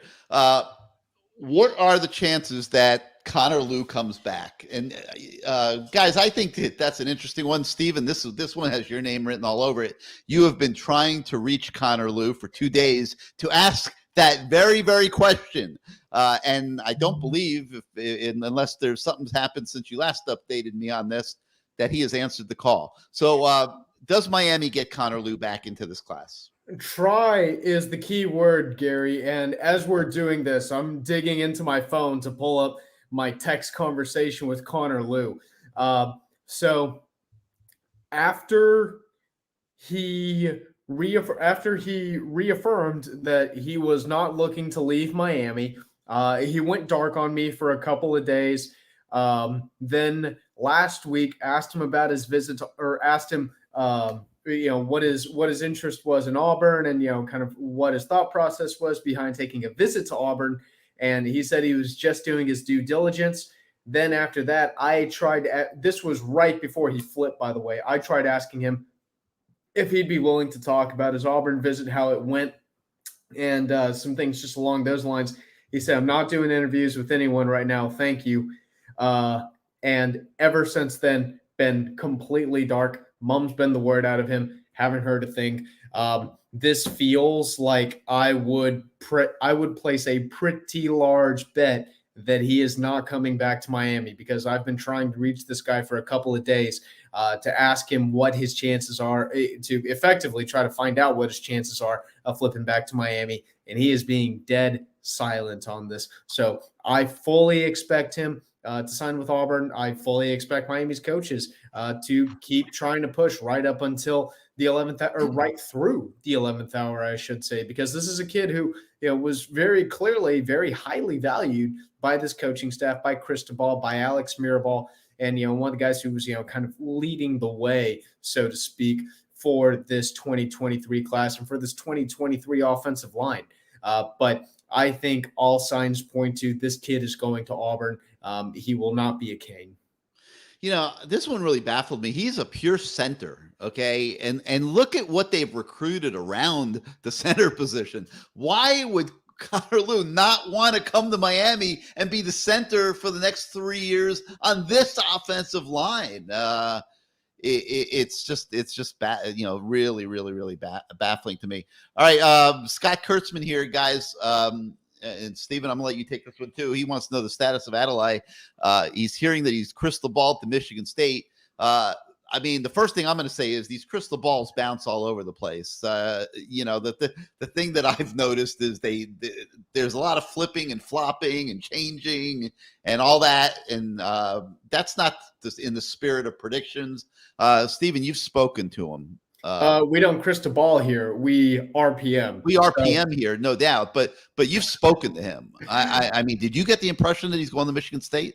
Yeah, I'm just making a joke. I'm saying that I'm RPMing him to Miami. I definitely think that there's some interest in Michigan State. There's also interest in Cal, and there's also interest in Miami. I think if I was placing a bet, which I did in the RPM machine, I'm fully saying that he's going to end up being a Miami Hurricane. Mel Tucker at Michigan State, he's obviously had success in the transfer portal, and he's obviously had success recruiting. He's got a good reputation as a recruiter going back to whenever he was the defensive coordinator at Georgia. But I'll take Cristobal over him in a recruiting battle. I'll also take Cristobal over Wilcox. And like I said, there is some level of interest in each of his final three schools, but just the different combinations of things and some of the things that he told me that kind of led me to believe that he's coming to Miami, including having family in the Miami area, which I didn't previously realize. It kind of sounded like that was something that was kind of important to him. He said he has an aunt who lives in Tampa, and he kind of likes the idea of being within driving distance of family. So between that, his girlfriend, and just more generally liking Miami, and Miami really pitched him this message of trust, and we are going to trust you, and we want you to trust us. And I asked him, I said, so what's kind of the most important factor that you're considering here whenever you're making your decisions? And he said the biggest decision is trust. And so I thought that I think that bodes really, really well for the chances that Miami is going to have of landing this kid. He may be Cristobal to Michigan State somewhere else. I'm RPMing him to Miami. Yeah, and we already talked about it. I'm with you. All right, Joshua Livingston has a couple questions here. Obviously, Damari Brown, we're expecting to go to Miami, especially now that his brother is committed. You guys agree with that, right? Now, Jurian Dickey is an interesting one, and he's committed to Oregon right now, and Oregon's losing recruits like crazy, man. Losing their offensive coordinator Kenny Dillingham has been a game changer for them. Dante Moore defected to UCLA.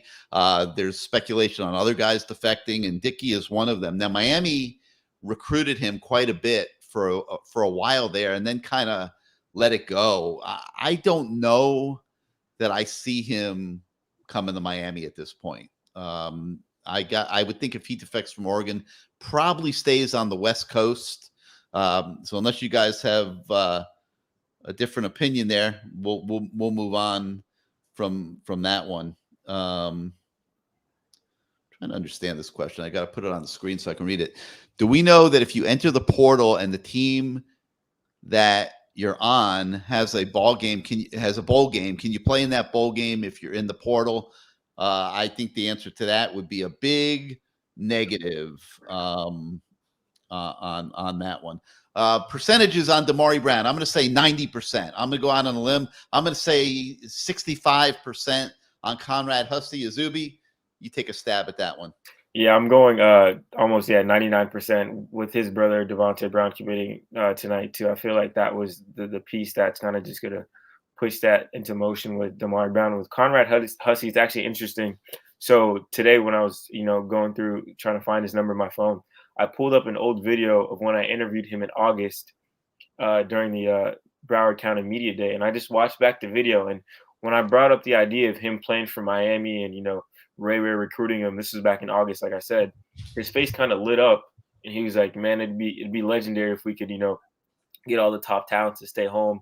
And obviously him taking that official visit the week before he signs, I feel like that might factor into it. And then I forgot, was it Matt that said Manny versus Mario? He's taking Mario. So I feel like that contributes to a lot. And like I said, watching that video and kind of seeing how he talked about Miami, how excited he got about, the idea of potentially staying in Miami and making it great again is something. So I'd say, Hussey probably pushing 65, 60% with that one. I think Miami's in a good spot to potentially flip him on signing day. Yeah, we spoke to some people at St. Thomas today. Hussey's wrestling with this one a little bit. Has built up a relationship with Penn State over an extended period of time. Miami has come hard in the last couple weeks. He visited this past weekend. From what we're hearing, very torn, and it's going to be a really tough decision that will probably go all the way to Wednesday morning. Just apparently he's really wrestling with that one. Is Josh Gaddis the weakest recruiter on the staff? I mean, I don't know if it would be fair for us to call somebody the weakest recruiter on the staff, man. And certainly Josh Gaddis, has PR issues right now from his other job, from, the way the season went, fair or unfair. That's debatable depending on the opinion holder. But he hasn't done a great job of recruiting. Let's be honest. I mean, they've lost a couple really good receivers. Brandon Innis, obviously, is a big one for sure. And they're already starting to lose guys in the next class too, with Jeremiah Smith committing to Ohio State. And then Hakeem Williams also is another one that fell by the wayside this year. So you don't want to lose any of those three. You wanted a win on all three of those guys. And so there's, nobody's going to be waving, recruiter of the year banners, but I don't know about you guys. I wouldn't want to put a label of you are the weakest recruiter on the staff on anybody. That's harsh. Recruiting's not easy. And yes, some staff members. I mean, how about if we talk about who's done the really good jobs? And I would say Alex Mirabal has done a sensational job. I would say Stephen Field has done a really good job recruiting tight ends this year. Who else? I mean, the D-line say Charlie Strong with all the linebackers that they've got coming in. I'll throw Charlie Strong a bone on that one. DeMarcus Van Dyke is kind of the name I'm always hearing too. He's the X factor. I've heard that one quite a bit too. Everyone loves DVD. I feel like almost every kid I've spoken to in South Florida said DVD's been a part around their life since they're playing, Optimist football. So I feel like he really has that connection with South Florida, and the kids really, respond to that, him being a younger coach as well too. And another coach, Coach Terry as well, just another guy that all the kids are just, who do you really, connect with when you talk to them? Who's cool? Coach Terry, Coach DVD. So I feel like those are two guys that I feel like are doing a great job on the trail. Those analysts behind the scene are a bigger deal than people realize. The coaches get really busy during the season. Those analysts got to do a lot of the legwork in recruiting, and nobody does it better than DVD. That's for sure. And yes, a lot of kids do mention him. Chris Gons wants to know if Miami has any shot at Damon Wilson. Seems like that ship has sailed. I mean, it really does. KO Money 954. We're hitting on big names at every position except receiver and defensive tackle. No doubt about it. Those are the two weak spots in this recruiting class. They will try to shore them up in the portal. Innis is a pipe dream. The Canes have Ray and Bobby. I think you mean Robbie. The Canes won't miss a beat. They will miss a beat, as we talked about earlier in the show, if they don't find themselves an alpha to be a number one dude in this program. An Andre Johnson type of guy, a Reggie Wayne type of player. There's nothing like that in the program right now. You can have all the small, speedy, shifty guys, and that's awesome, and they will make their share of plays. But there will come a time in football games where you need somebody that is just a game changer type talent that you can go to get you out of Dodge. And Miami doesn't have that right now. They got to keep looking at it, looking for it rather. CO Barney says Tripp's going to play center. It looks like that is a possibility. What are the chances Miami flips 5-star Derek Williams? We have not heard that one. We have not heard a peep about that. So I would think not likely. Possible coaching changes. I think that's something that'll be evaluated and looked at here once they get through recruiting. Right now, it's all about the recruiting. Let's see what else we got here.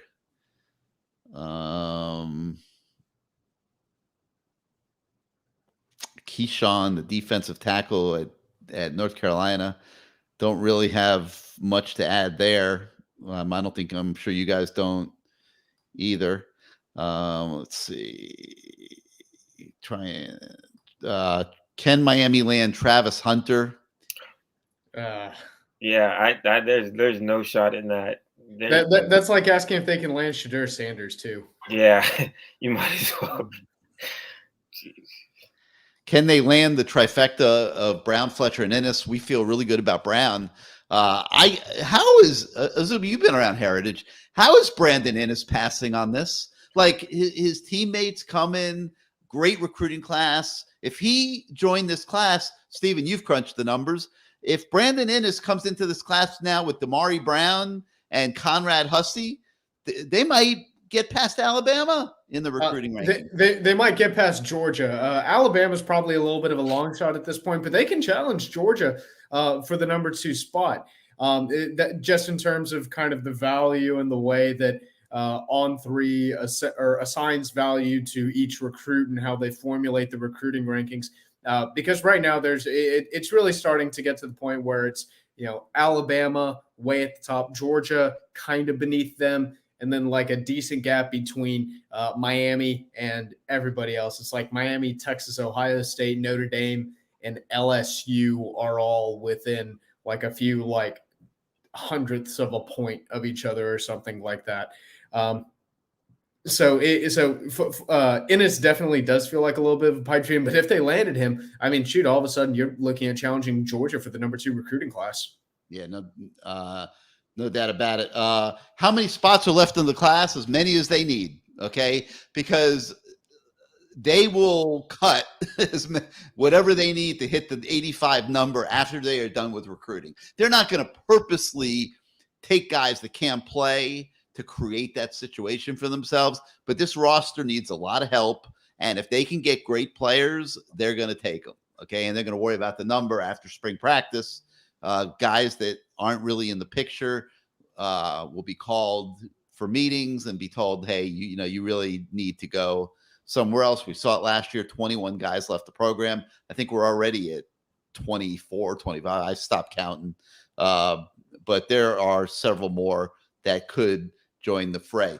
All right, listen, these guys, I cannot afford their overtime, okay? And they're going to hit me hard if we don't end this show. So we're 2 hours and 30 minutes into it. Azubi probably has a date. Steven probably has dinner. And I'm going to, I don't know, God knows what I'm going to do because I can't sleep. But wait. How come he gets the date and I get dinner? Because I saw you eating this sandwich while I was putting videos. I'm putting videos up on the screen of players, and I get to see the monitors, of course, of everybody. And Steven's sitting there sneaking bites of a sandwich, okay? So I know he's hungry. I didn't think anyone was seeing that. I thought I could just eat my freaking sandwich in peace. Apparently, I can't without judgment. Well, I see everything. So I'm in the power seat here. I got the monitors, so I see everything. But we want to thank all you guys for joining us tonight on the CaneSport.com recruiting special. If you missed the beginning of the show will be available on demand here going forward the next few days. Make sure you take the time. I hope we've given you guys a ton of information and perspective tonight. It's an exciting time for the Miami Hurricanes. It's an exciting recruiting class. A lot of really good players in this class for you guys to sink your teeth into and get to know and feel good about. If you like our shows, you hit your subscribe button, you hit your like button. It helps us with those YouTube algorithms, and we really appreciate it. And as much as anything, if you are not a subscriber to CaneSport.com yet, please take advantage of our introductory $10 special. It will take you to the start of next football season, and your subscriptions allow us to do what we do every single day, and we hope that you value that. We work really hard for you guys on a daily basis. So for Matt Shodell, who's gone, Azubi Charles, Stephen Wagner, I'm Gary Furman. Thank you for joining us. We'll continue covering recruiting through Wednesday morning, and then we will be deployed all over the place on Wednesday morning to bring you the signings as they happen. But for now, have a great night, everybody.